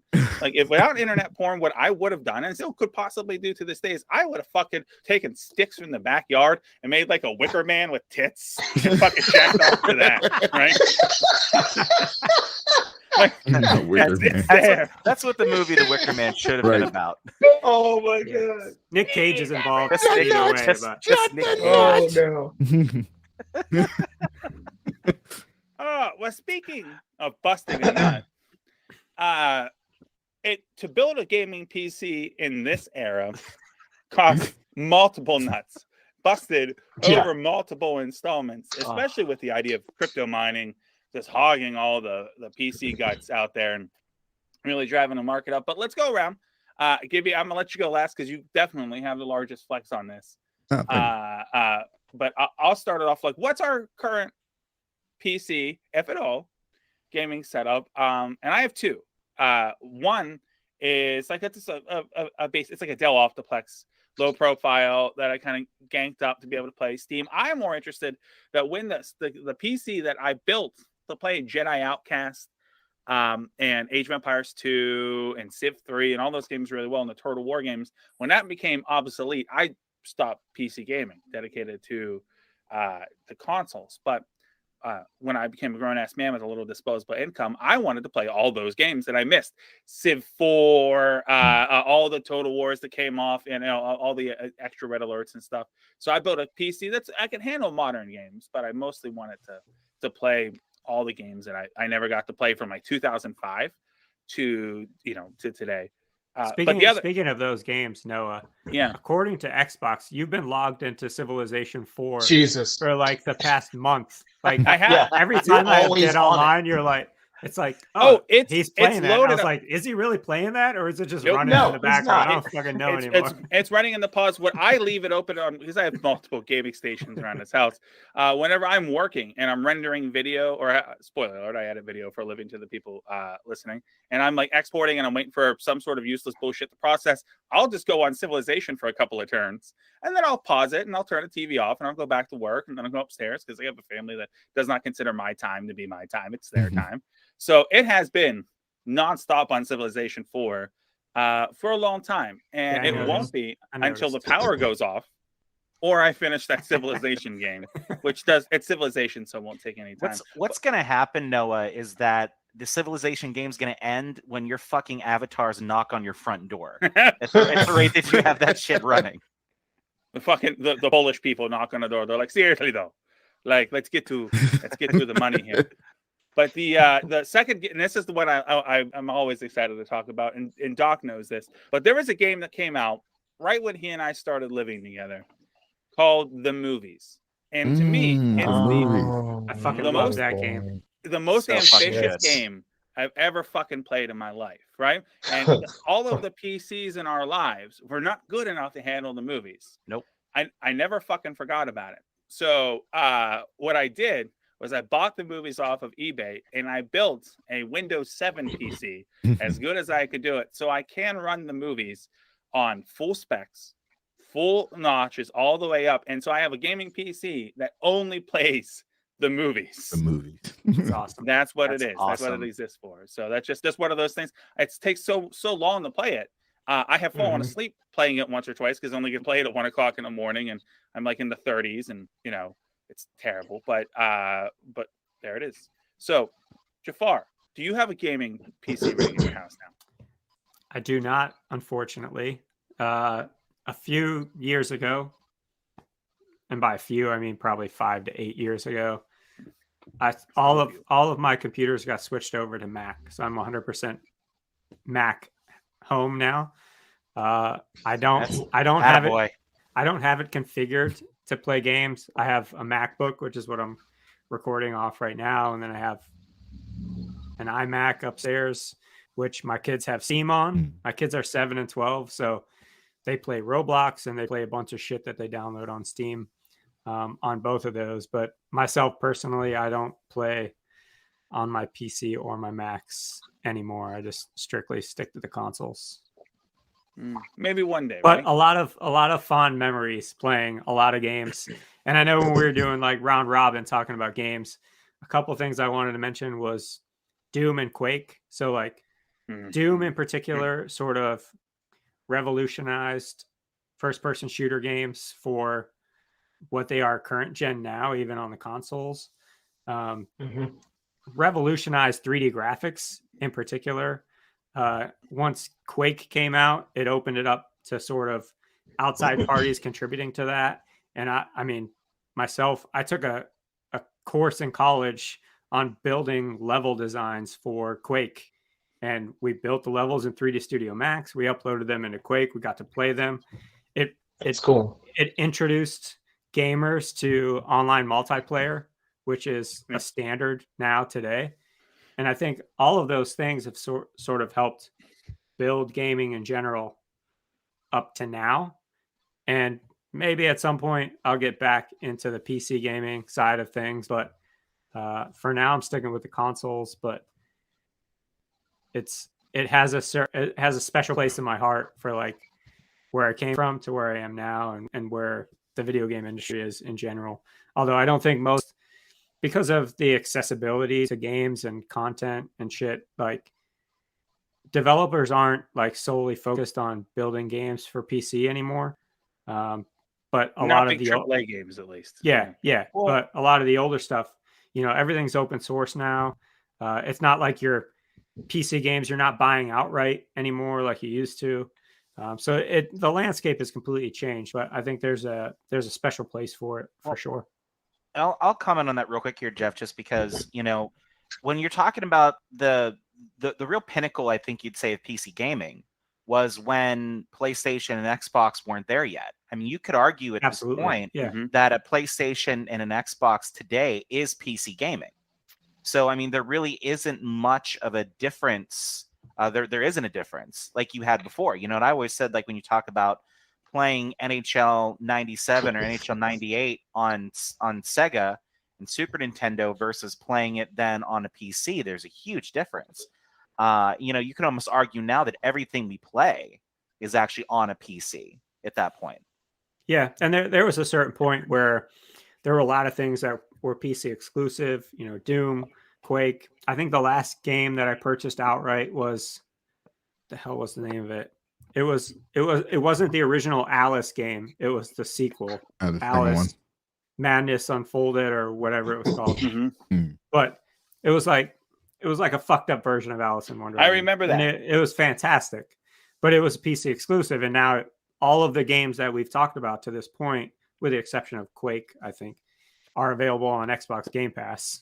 Well, so many with Bethesda, I'm pretty sure it'll put Quake Xbox version on there or something. Yeah, it's just a matter of time. Oh, for sure. Mac. Well, so and kind of again following along with what Jeff said, there are two games that I want to throw out there that we didn't really get to talk about as rapid fire. You did mention the movies, which was one I wanted to talk about. And Jones, I think you were responsible for getting me the movies and this other one, if I'm not mistaken, was Lord of the Rings Online. I as a huge fan of those movies and the books and everything, I got real into playing Lord of the Rings Online for a little while. When I had a laptop that was still operating well enough that I could actually like put it on there and play it. And then the other one that I had my brother to thank for this one, it was Return to Castle Wolfenstein. And that game fucked with me because I had never really seen, I didn't get into, I played Duke Nukem. Actually, I remember playing fucking Duke Nukem at Kennywood They Duke Nukem VR at Kennywood at our amusement park, and I remember kind of playing that. Obviously, very tame version of it, but you'd still go in there and shoot all the monsters around the dungeon and stuff like that. But yeah, Wolfenstein was a game that like my brother was like, you got to fucking like see this, and my brother wasn't really ever a lot of my video game influence comes from my older brother because he just had things before I did, and he was working, so he could go buy games. I wasn't really working, because I'm 9 years younger. So I didn't really being able to start buying my own video games until probably about, Nintendo 64 into GameCube when we were all working in Toys R Us together, right? But yeah, those two games I got into and really enjoyed playing on PC. I don't have a PC video game rig at this point, but there is one PC game that I play all the fucking time at a rate that I'm not going to say it affects my relationship, but it's borderline. And Noah and Jeff, you play this too. It's called fantasy fucking football, guys. I know it doesn't really fall. Does that really count? But Does that really count? Here's why I'm going to say it counts. Come on. Here's why I'm going to say it counts. Because when Ryan Whitfield and myself were seniors in high school, we were taking an astronomy 2 class that I fucking created at my high school. This was I won't get into too much of the details. Yeah, that's a weird flex, but carry on. It is a weird flex, but just stay with me on this one, right? So it was designed to be like a college level course where, you were given a number of different astronomy related projects that you had to complete over the course of the semester. Some days you had to be in the classroom doing shit. Some days you could be in the library doing shit. Ryan Whitfield and I went to the fucking computer lab and discovered fantasy baseball. And this was in 2000. So the only way you could play fantasy sports was out on PC. And we just fucking got really into it, spent almost the entire semester doing nothing but fantasy baseball, and then had to fucking hand in all of our projects on the last week of school. And my teacher, who I worked with him to establish this class, looked at me like I was the biggest piece of shit he's ever seen in his entire life because I blew the class off until like the last minute and handed everything in.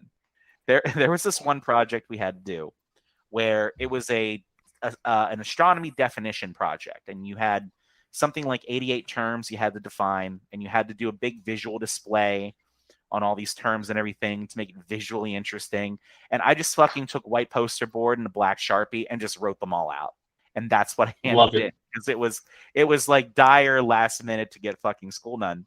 And I remember my teacher looking at it with me and Ryan Whitfield and going, Dave, and this is the first time a teacher ever really swore at me, what the fuck is this? I'm like, what are you talking about, Mr. Baker? He's like, this project, it's shit. Who's ever going to look at this? A lot of people, Mr. Baker. He's like, who? It's like, somebody's going to walk in by, go, whoa, look at all those words. He was so fucking pissed. He just like, D, get the fuck out of here. But we got really into fantasy baseball. And then that transferred into Yahoo getting involved in fantasy sports. And that's when I first, in 2002, discovered fantasy football, created the fantasy football league that we are in today, coming up on its 20th anniversary. Nice. Some of us, not all of us. Not all of us, but at least 7 or 8 of them.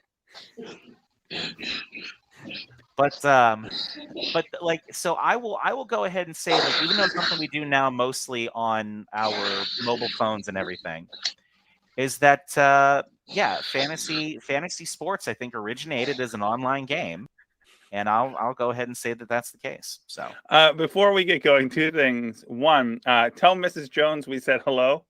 Good to see you. Everybody says hello. I'll say who's dying in the background. Yeah, I did. That's just my wife. Yeah. Oh, we knew it would happen.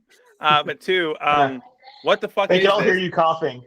Dave, it's ironic that you said It's okay. because, what the fuck is this? Nobody wants to see this is also what my wife says to my naked body every day. So I also hear that a lot. Sad. Now, it's funny you mentioned Lord of the Rings Online, because I'm going to toss at the Jones with this question. I desperately want to do an episode on MMORPGs, because everyone where has this a is going. WoW story, whether you play it or not, or you know someone who took it too seriously or not. And you have Lord of the Rings online. But in my hands, one of the few things I keep near my workstation to read is the instruction manual for Star Wars Galaxy Jump to Lightspeed expansion, because it always reminds me of what the fuck could have been and how good we had it and we didn't even know. And I have many fond memories of playing MMOs alongside the one good Dr. Jones. So, Doc, do you have any PC gaming going on in your life at this moment?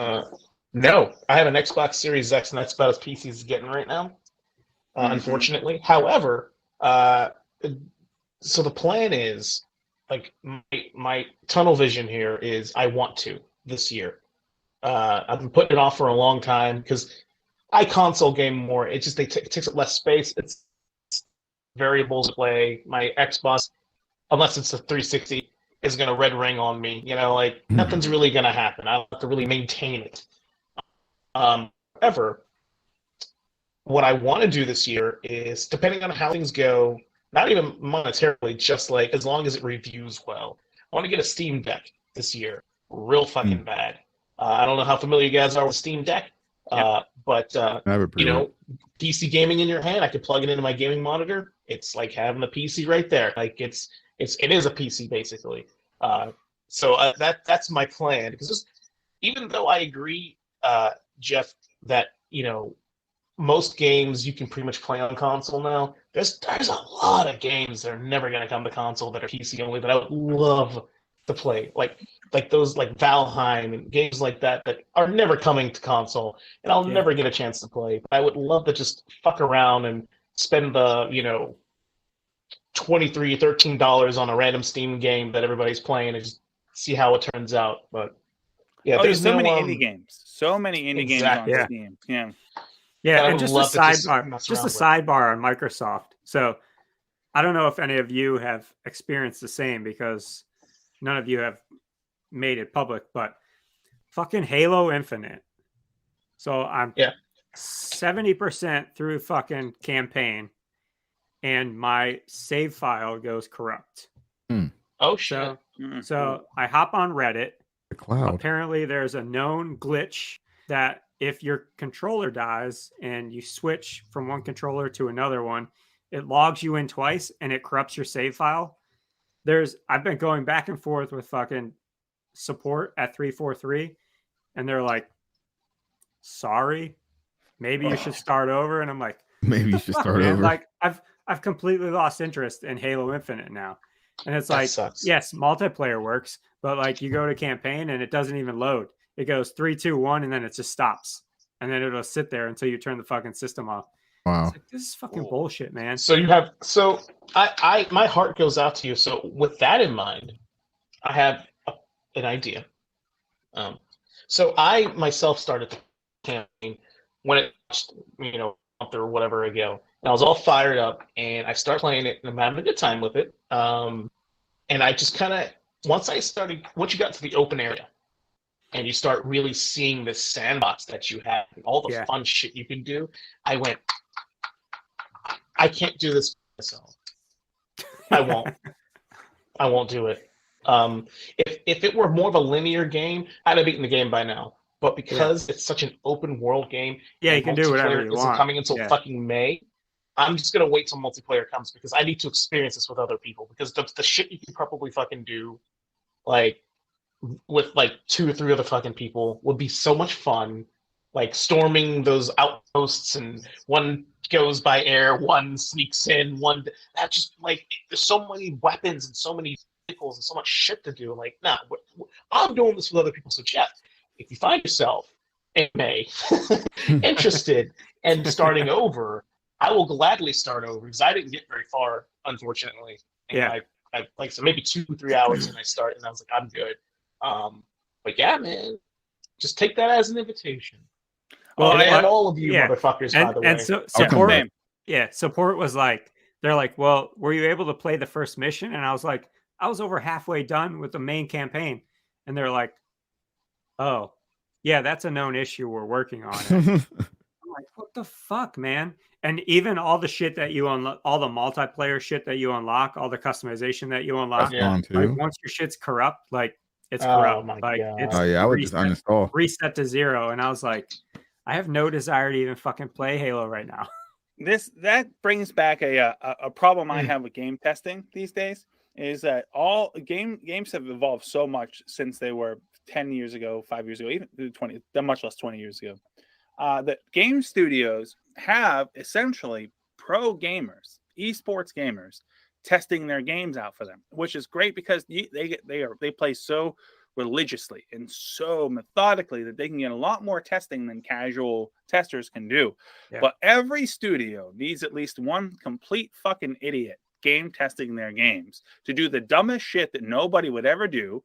That at least they think that nobody would ever do, to find out where that game bricks. They used to do it all the time. You used to have Bob, who only ever played Pong. Now he's in charge of helping the playtest Vice City. That's how you find out that you can get wedged in buildings, because fucking Bob did it, right? And if you need like this, the one klutz that knocks his fucking coffee onto his console, it's like, oh well, if you put a liquid with a viscosity of 1.3 on top of your thing, it will disable multiplayer. Like, we need fucking idiots, not a fucking army of professional gamers, because for assholes like me that leave Civilization loaded for a month, only a game tester who's an asshole like me would discover, I don't know, like that once your game has been playing for a month straight, when you go to build a new Civilization, the game will just brick, and then I haven't saved in 3 weeks. Fuck. Oh. Like no one else does that shit.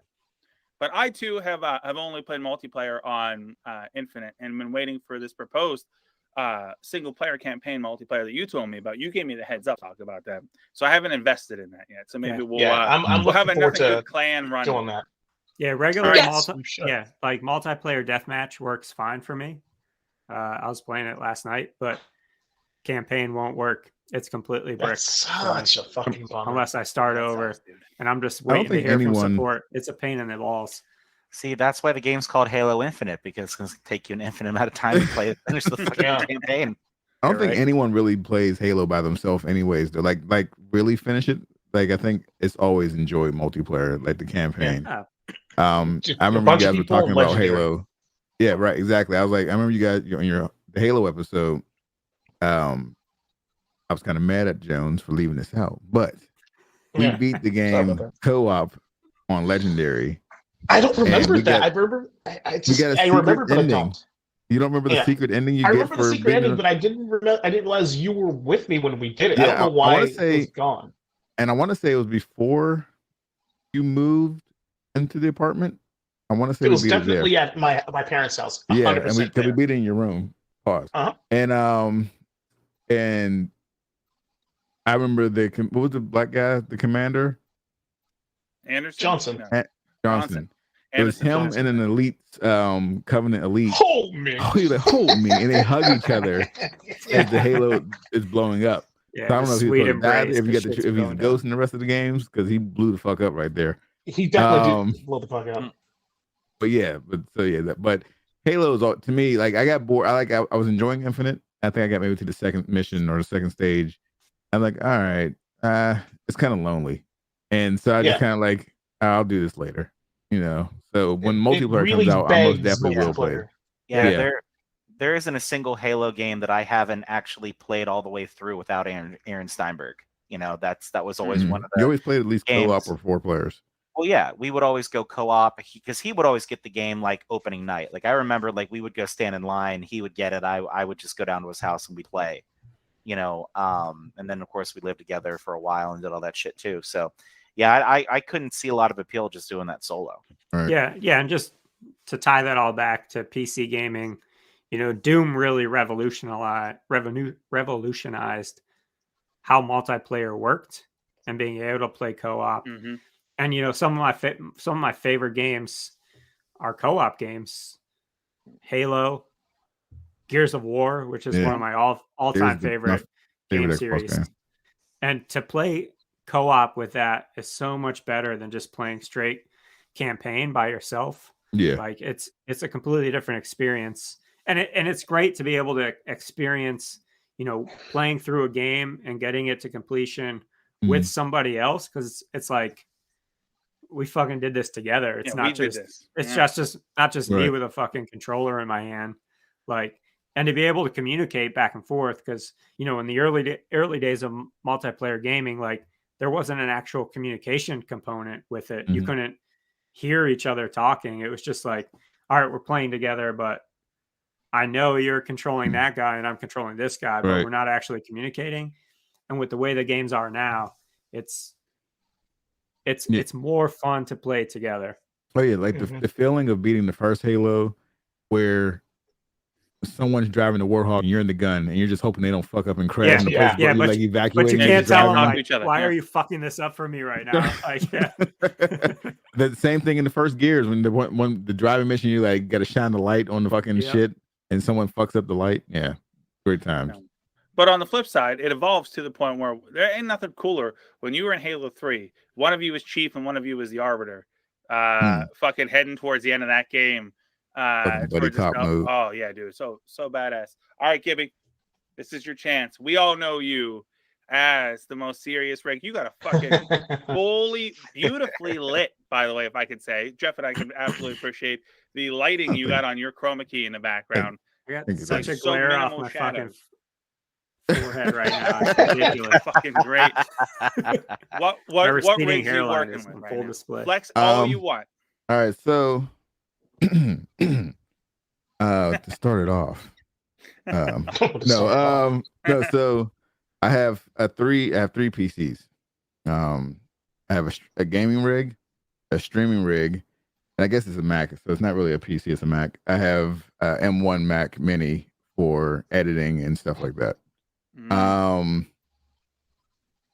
don't use it much because I got to teach. I learned how to use Windows editing. I use Filmora 9, but I want to learn. I got Final Cut Pro and all that stuff, but I don't know how to use any of it. Like I couldn't figure it out. I'll watch a YouTube video one day. Yeah, Final Cut and Premiere are the way to go.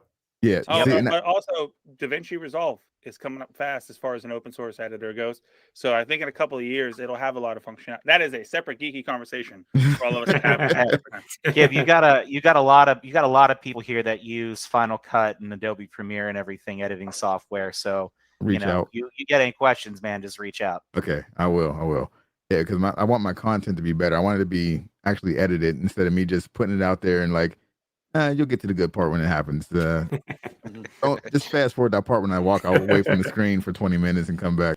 But so I have a gaming rig, and in my gaming rig, my video card, I have a 2080 Ti. It's an NVIDIA card.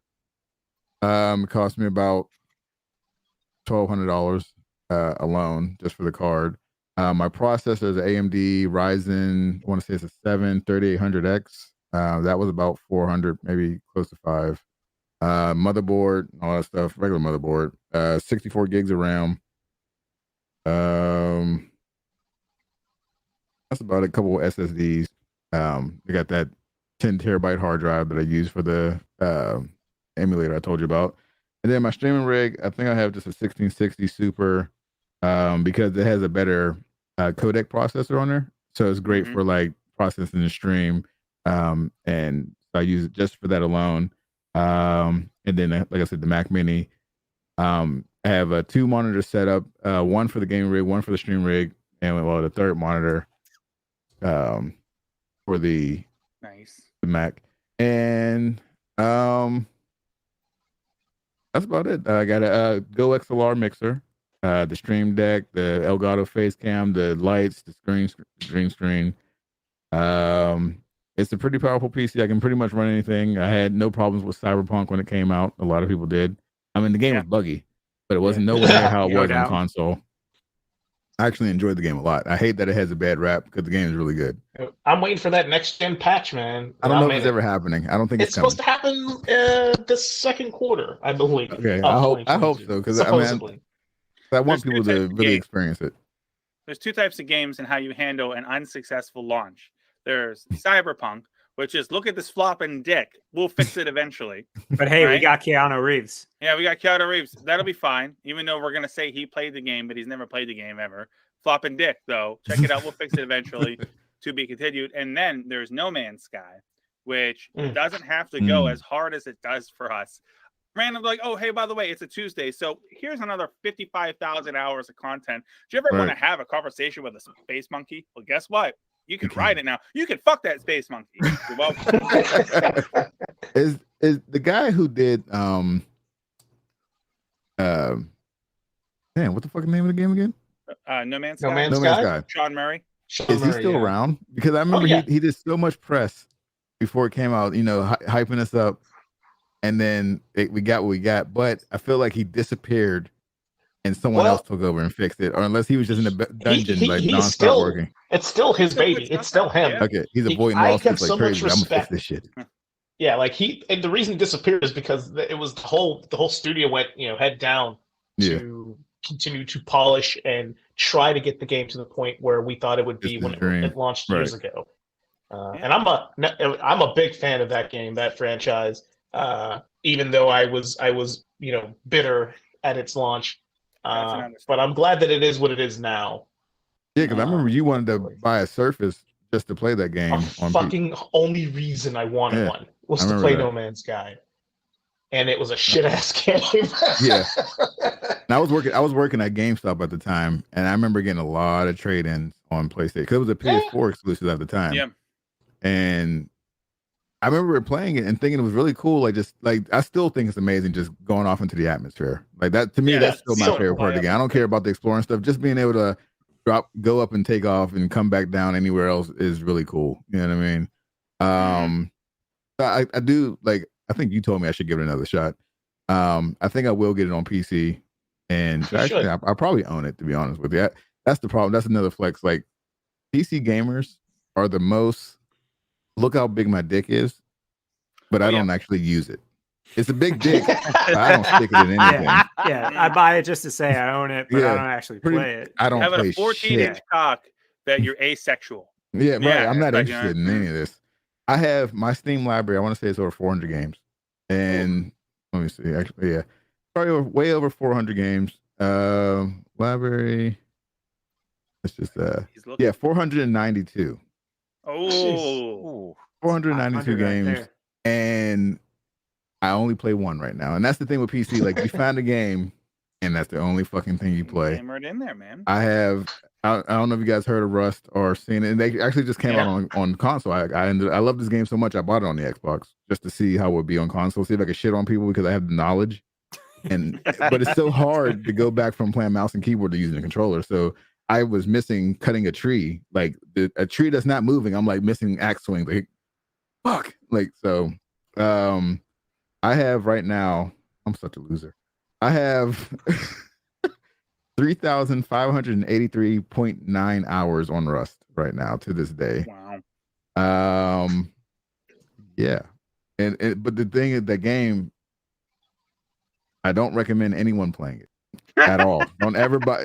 That's like at all. That's like me being a recovering addict of like something terrible, opioid or crack or something. I would never recommend you to smoke crack because I know what it's like. You know what I mean? I'll be butt naked in the street playing Rust. The thing with Rust, oh man, how much for that wood? I'll suck it. But no, Rust. The thing for the game, the game Rust is so it goes on without you if you're on it or not, and that's the problem because you can get robbed. Like people breaking it, it's like a whole bunch of B&Es. The game is nothing but surviving and B&Es. That's all the game is. And literally, I think honestly, I'm tired as fuck right now. I was up all night, and I think I went to bed at 10 a.m. knowing I had to do this with you guys. So I was like, all right, let me just take two hours. I woke up going to bed at 10 a.m. I woke up the day before at 9 a.m. So I was up 25 hours. But yeah, Rust. Anyways, but let's get past Rust because I'll stay on Rust for hours. Clearly. The PC gaming for me, what Jones said earlier was people always say things will come to console, but there's those games that never going to come. That's the reason you want to own a PC for the early access games, the indie games, the Rust, which finally came out the console. So I kind of got, slapped me in my face for saying that. But it came out the console, but the console version that came out was the version of Rust that came out in 2010. You know what I mean? Or 2013. It was like the very first build, and they had to work their way up. And I'm like looking at it, it's like terrible. But yeah, PC gaming for me is where it's at. I have a PS5, I have an Xbox Series X, I have it all. Like that's the setup. There's the black PS5 over there, Switch, everything. But for me, PC, it all collects dust because I can play everything on PC, especially with Game Pass now. Everyone loves Forza right now. I'm playing Forza on my computer, and actually, I feel like that's where gaming's going to be at, anyways. Like I think you're going to be able to play. Besides those, we'll still have. I think we'll have another 10 years of exclusives. After that, well, you're starting to see God of War come to PC. You're starting to see, Days Gone. The Sony games. Yeah, I think the biggest holdout is Nintendo. Like Right. they won't give up any of their Fucking Nintendo. proprietary third-party shit. No, And I mean, I love Nintendo. I'm but a fuck 'em at the Nintendo same time. fanboy, like through and through. But like, come on, man, just open that shit up. Yeah, no. And that's the thing. That's what's keeping it. And them doing that is what's keeping Nintendo relevant because Absolutely. Yeah. you wouldn't buy a Switch if you can get Mario 64 on your PlayStation. You know what I mean? Right. I still get those customers of the moms. Well, I used to get those customers. The moms coming in. You got Super Mario on the PlayStation 3, and I would laugh at her. And like you're You daft, stupid bitch. Yeah. Fuck you. Yeah, Jeff, you and I both are Nintendo loyalists through and through. And, as long as Nintendo holds on to that IP, they'll be able to produce consoles, which is really what they want. They don't just want to be a software developer. So, yeah, and that's why they transitioned their business model to have, the Wii and the DS to the Switch. Everything's consolidated into one. And I mean, if you can get Zelda on the Xbox or the PlayStation with the accelerated graphics that both of those systems have, like You never play the Switch again. you're going to transition. You're going to transition all those gamers from one to the other. So like Nintendo's got a pigeonhole to their market and they know what the fuck they're doing. But there's a place for it all in the overall landscape of gaming. Now, Gibby, if you need anybody to dust off that PS5 for you, that Xbox, I'm all for it. So you can, with a $100 deposit, you can rent it for a weekend, like Blockbuster. Exactly. No, I actually have been playing Returnal on PS5 right now. And it's a hard ass game. It's a roguelike. So, and it's a fucking brutal game. It doesn't forgive at all. Like you die, you start all the way back at the beginning of the fucking map and have to come back through. But real quick, I just wanted to bring up this text message I had from my wife. Her aunt had asked if I had any before Christmas, if I had any games for sale. And she asked for the Tender Switch. Does he have the Tender Switch? You got a Tender Switch, but I don't think you want to give it to your wife. The PlayStation Space 3. What the what? The PlayStation 3. It was PlayStation Space 3. PlayStation. Which nobody wants a PlayStation 3. Well, I mean, there might be some people want, but I don't think your kid wants one for Christmas. No, your kid doesn't want one. No. And the Nintendo 360. That's amazing. So I want one of those. Gibby, find her a fucking Nintendo 360. And a Tender Switch. Tender Switch. I'm pretty If sure you find one, I'll buy it. Yeah, that's when you swipe right, but you get what you swiped left for, and you show up at a fucking restaurant. Like, that's no good. Some grown ass man with anime cat ears, waiting for you. But you're still gonna do it because it's been 6 months. Yeah, but you can offer a Tender Switch at your VIP booth at next year's. That's right. With Noah, part of the package. With Noah's your hype package. Man. With Noah's your hype man. I'm just saying, let's not rule anything out. My wife is often trying to get rid of me. So I'm like, I gotta go to Vegas to totally not be Gibby's pimp at this old lady sex convention, and she'll think I'm lying to her. This lifestyle convention, right? No, all you gotta do is promise her like the Cirque du Soleil water show, and some In-N-Out burger, and I feel like you could pull this off. I went to Vegas with my wife. She was not interested in any of the Vegas-y things that they could do. I'm like, do you want to go to Caesar's Palace? She's like, no. I'm like, do you want to go to Blue Man Group? Cirque du Soleil? She's like, no. I'm like, do you want to go have sex in a bathroom at the top of the stratosphere? She's like, eh. I'm like, all right.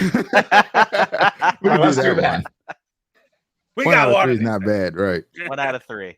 Nice luxury with all handicap stalls. Very nice. But as far as like the gaming and stuff, I do recommend people get a PC just for like the possibilities of your own builds. Everything doesn't have to be the greatest thing in the world. Everybody's trying to do 4K, 120 frames per second. Get you a fucking 1080p, 240. You know what I mean? It's just you. You're playing the game in front of I know some people want the shit to look the best, but PC is always going to be on your monitor. To me, it looks like shit when you put it on your 65-inch television. It's not the same. It's not the same intimacy. I will say that. But right now, like everyone is PC in my house. My son AJ, he's my clone. I built him a PC. He has a PC, and then my daughter, my oldest, she wants a PC because she's always on my computer playing Sims 4. You were talking about Sims 4 earlier, and the whole Sims from us playing Sims 1 all the way to now to my children playing it, which is crazy. But they're playing it way different than we ever did. There's fucking mods. Like when I started seeing things on my computer, she was probably about 11 at the time. And it reminded me when I would go to the library and look up Nude Raider. You know what I mean? It was like naked video game characters. I'm like, why the fuck are you having naked Sims on my screen? Coming to find out, it were mods for the game. So she was modding the game at 11 for who was trying to unlock them to get naked? Was that you, Noah? Oh yeah. Oh, I didn't try anything. She figured it out. That's Noah today. It wasn't 10 years ago. All, right. Yeah. She got it, and I had to punish her, But now that she's 15, she'll be 15 in April. I'll let show me some of these mods, not the sex stuff, but the things that you can do. And there's like a brutal one, like you can go up and just punch a pregnant woman in her stomach, and she would throw up blood. I'm like, what the fuck is happening? Look at that! I think it's like the Sims brutal mod.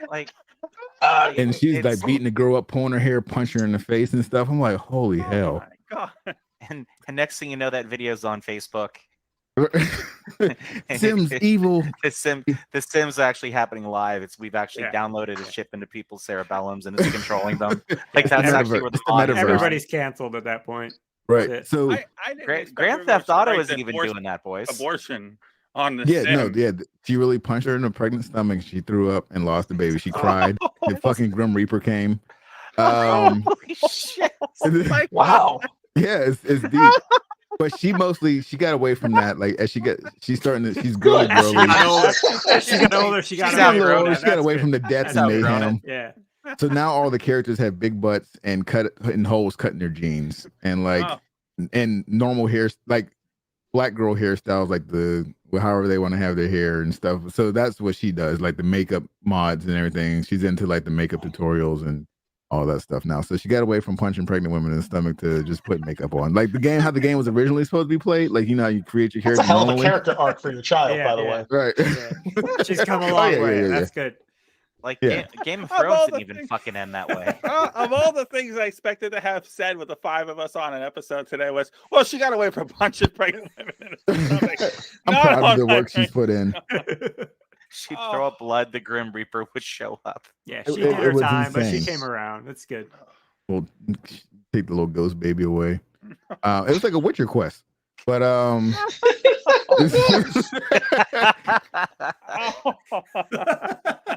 my God. What was that thing called? A mudblood or something, like a mubbling?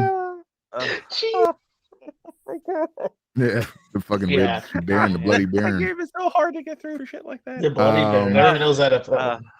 Speaking of mods, I mean that's it for me. Pretty much is like PC. Like right now, like I said, I have 492 games. I play one of them, and that's what happens when you do PC. Like, and you just show who got the better video card, or you shit on other people who don't have. Which and I'm not that person, because clearly I love games. I have everything. I have Sega Genesis, Super Nintendo, all the shit. I just want to play games. Well, just Russ now, but I love games. Yeah, yeah. I got you clocked in at 165 days For in Rust. on the Xbox? Just about, yeah. Yeah, and that's the thing with I'm ashamed that it shows because I have friends that I used to play Xbox with, and they're all messaging me like, and I never check my Xbox messages, and they're like, "Why don't you talk to me anymore? Like, come play with us." I'm like, bro. Where the fuck have you been? It's getting real fucking personal. Yeah, no, like one person he invited me to a Facebook group for a game I don't even have on Xbox. It's that dodgeball game, people Knockout City. Oh yeah. And they take the game serious. I'm like, bro, I'm on Rust, man. I'm never playing dodgeball ever again. Listen, your friends on Xbox. You guys remember in fucking Cable Guy when like Jim Carrey just calls Matthew Broderick over and over and over again? Right. And he's like, oh, just thought I heard the phone ring. Oh, did you ever have that happen to you? That's weird. And then like your friends on Xbox right now give you that last fucking text message when he just goes, "Oh shit," and just fucking hangs up. Yeah, and I do want to come back to the console. Like with me having the Series X and the PlayStation 5, I do miss the interaction of like getting on voice chat with each other. You know what I mean? If I wish Xbox would hurry up and integrate, and I think they had something in the works, putting Discord on there. Like, if I can just Sony bought them. Oh, okay. Well, yeah. So that shit ain't happening. No. We'll probably get some sort of shit Microsoft version of it, like we had for Twitch with Mixer. And instead from Discord comes Unrest. Unrest. I like Unrest with your friends. No, but so I did with the Go XLR mixer. I was able to work around using Xbox chat on PC, like using the Xbox app on PC to talk to the people on there. So when I'm playing, everybody has their headsets on, and I get on like, "Hello," and they're like, "What the fuck? What kind of mic is that?" I'm like, remember the 360 mic, the gray one? Or I'll sing a song to them like, "Oh yeah, I love you." I'll do shit like that. It's real fun. But yeah, they're like, "What the fuck?" Yeah. Oh, amazing. Yeah, and we our kids. I know Vandergrift, you've probably experienced this as well, but my daughter is 4. And religiously plays Minecraft, like better than I do. She's working out like redstone clocks right now, but she watches a lot of YouTube gamers, and she's discovering mods herself right now. And I'm gonna have to tell her that's a slippery slope that will never see you return to a vanilla version of a game ever again. But it's only a matter of time. But speaking of a matter of time, it's only a matter of time before Gibby, you're back with us on the show. I want to reserve now. I want to be like, go to opentable.com and I want to reserve you for something. You mentioned a game for the 3DO, and I want to bring you into the film version of it. I want to, in this year, some point, I want to do the fucking movie Demolition Man. Stallone and Wesley Snipes and the 3 motherfucking seashells. Will you come back for that? As well as any other one you want to. I would love to do Demolition Man. Oh, it'd be so good. Fantastic. Be well, one of that. Be well, salutations. And we extend be well to everybody there fucking joining us. Next week it's the only other thing we have on the agenda. We're going back to music. And we're gonna talk about one of my all-time favorite albums, and to me one of the best albums of the 2000s, Black Holes and Revelations from Muse. So get you ready for that shit. You want to hear me get emotionally attached to a fucking CD or about to get with that shit. But gentlemen, we're gonna go around the clock.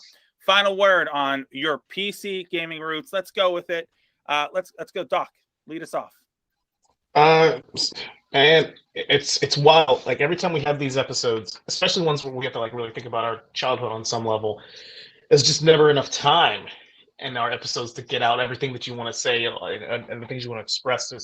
But I'm just really thankful that I had that experience, even though I don't really do a lot of PC gaming now. But having had so many gaming experiences that have formed the type of gamer that I am today, and I'm so glad that I was able to share it with many of you, especially you, Gib.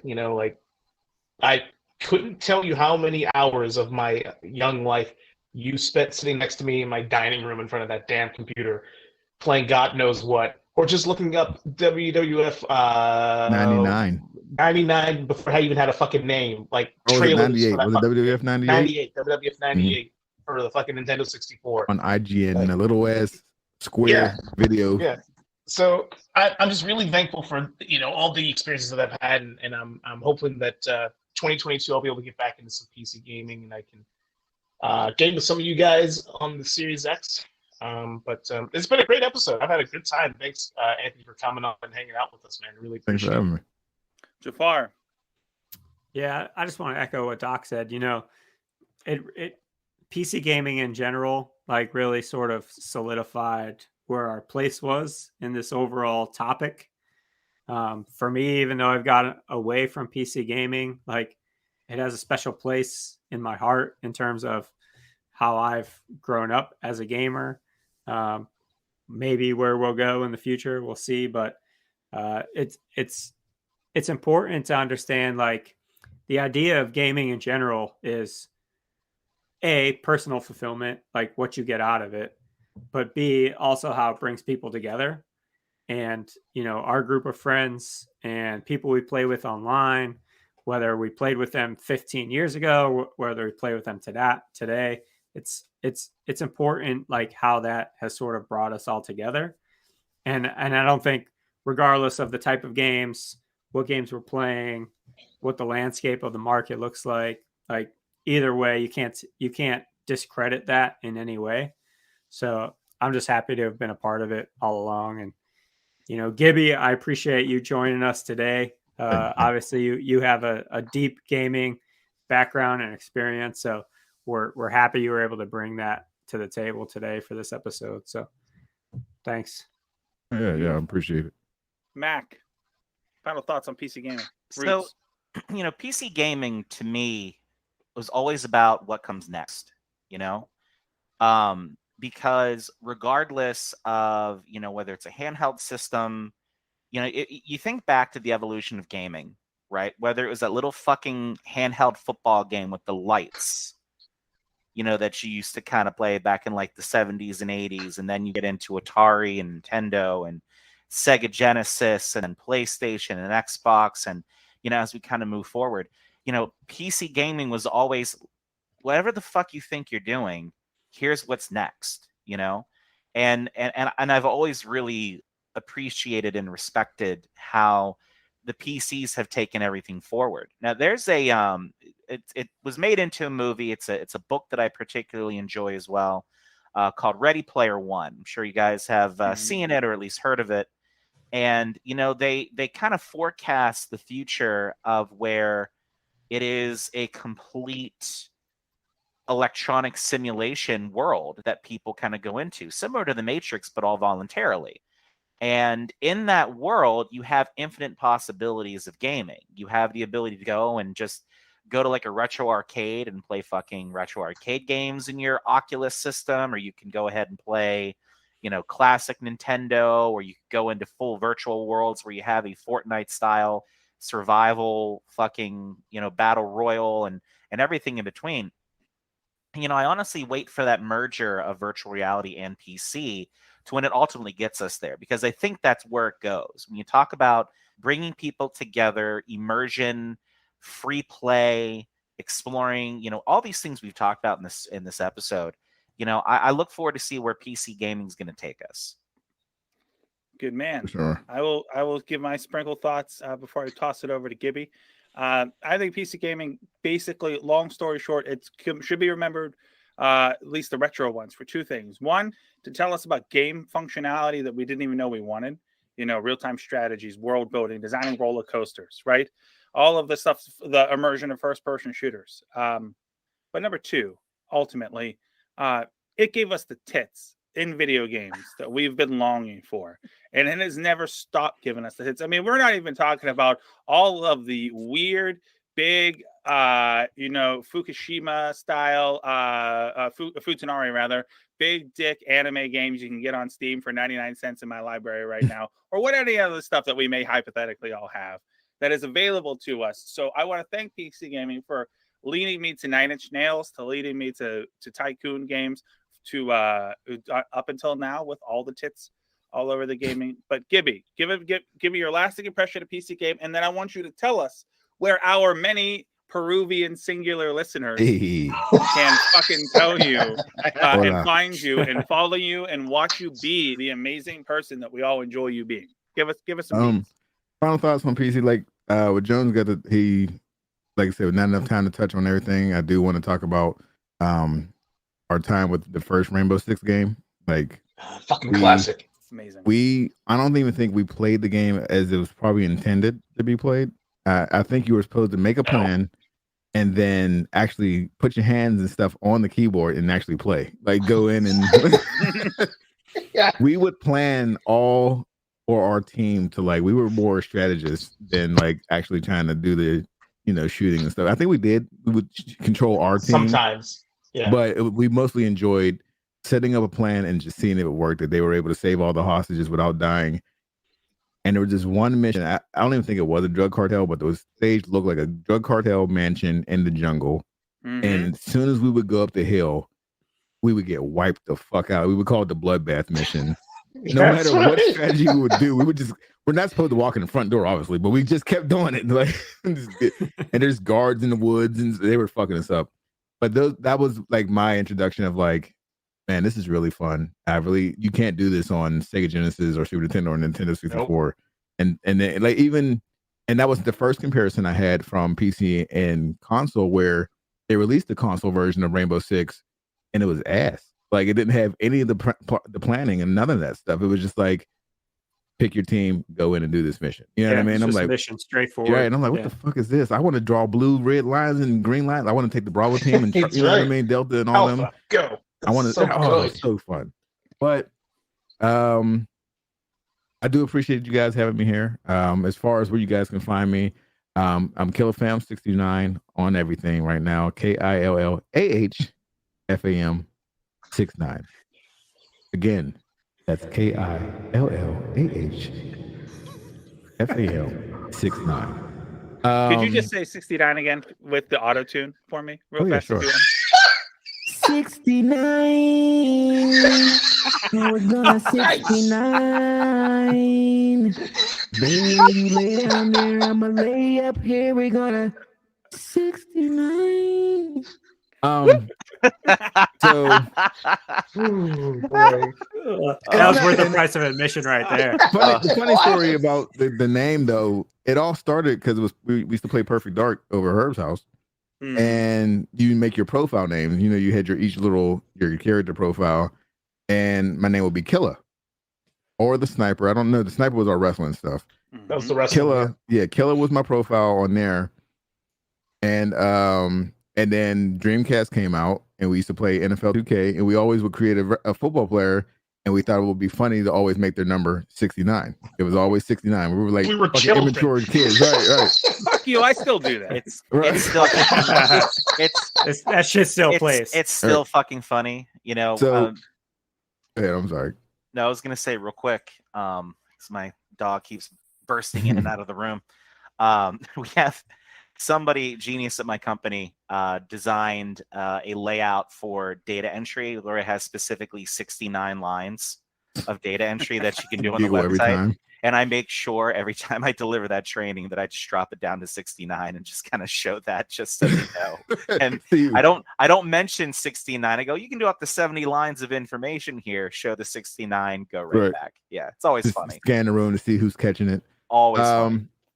But so the fam part, there's a rapper named Cameron, and he used to call himself Killer Cam.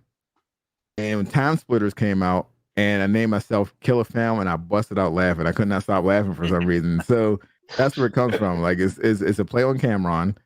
I even have a drop that I use from one of his songs. Like, when I'm playing Call of Duty and I kill somebody, I'll hit the button on the mixer and it'll like Killah. But anyways, so that's where that came from. And then as an adult, I found out the 69 symbol is also a Cancer symbol.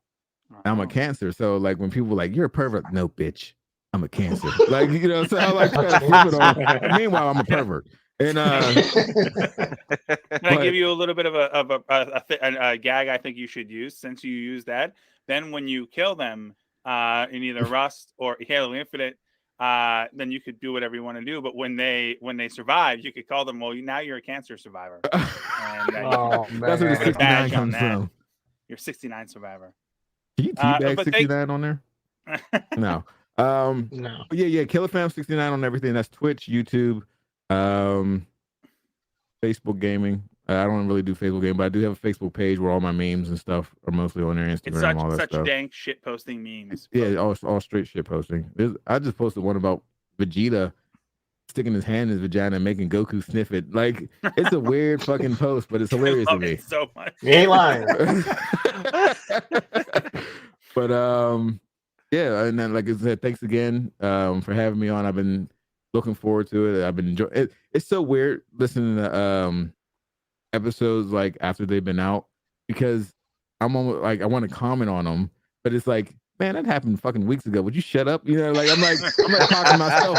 Oh, Blast Core, I remember that game. I'm hoping I'm listening to it like there's a live comment section or something that I can, like, that you guys are reading it as I'm like listening. But like, yeah, so it's been awesome. It's everything I thought it would be. And I appreciate you guys having me on here. Midnight listener getting to be a guest. So yeah, it was pretty cool. Thank you. That's right. Yeah, no, it's been awesome. Thanks for being here.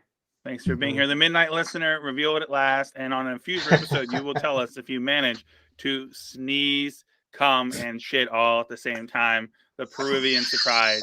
Keep working at it. We believe in you. And if you can do it to the auto tuner, well, then I think we'll have to elect you president or something. All right. Excellent. But we appreciate everyone joining us. Tune in next week, every Tuesday. Check us out on our social media. And we'll see you for Black Holes and Revelations. What's after that? You don't know, because we don't fucking know. We're gonna figure. We're still figuring that out. We're gonna let some of these other heathens pick that shit out as we get closer. Do remember, gentlemen, that we are officially in the month of January. Yeah. And at the end of January, there is going to certainly be an episode that we will be doing that we have already mentioned on the show before. Yeah. Because can I put this out here? I know where you're going with this, and I just learned something today, and it blew my mind. I almost messaged everybody because I'm like, there's no way this is actually fucking true, unless I'm missing something. The Royal Rumble, which is where you're going, is on the 29th. It's on a fucking Saturday. It's on a Saturday. Shit. Unfortunately, no need to take the day after off. No need to take the day off. But yeah, what you guys don't hear is my girl. Sundays. What you don't hear in the background is my girlfriend going, "Thank fucking God." Because she's like, if I've got to fucking deal with this shit on a Sunday night when I got to go to work on a Monday, this isn't going to happen. When I told her it was on Saturday, she was like, oh, thank God. That is news I did not expect this morning. Yeah, I was like, wait, that's a big deal. The 29th. now I have to reassess my life listen to our situation. show? Because I work on Sunday mornings at 5:30 in the morning. Every Sunday. Yeah, you're the outlier there. I'm about to put that I time am. in now. Right. Put the request in today. Oh, you better put that request in now. I'm kind of a necessary part of the entire internet video operation of my workplace that no one else. We'll have to figure it out. The worst case scenario, I guess I'll have to do what I did after my daughter's 4th birthday, which was roll into work at 5:30 in the morning, still drunk, that nobody knew. Still drunk, man. And sitting there, by the time noon came around, I was sitting there, miserable, hungover mess. Noah, what's wrong? I'm like, I'm sick. Leave me the fuck alone. Throwing up in the bathroom before I move too quickly, anything. But speaking of moving too quickly, we are going to move too quickly on to the next episode. If you have us on your Apple Podcast, hey, last week will show up. Enjoy us. Tell us how you like any of our stuff. Reach out to us on social media. And we will see everybody around somewhere eventually. Enjoy your Cocculus Rift and your punching pregnant people in the stomach on The Sims 4, whatever darkness you get into on the internet this week. Think about us. Oh my God. Think about nothing good.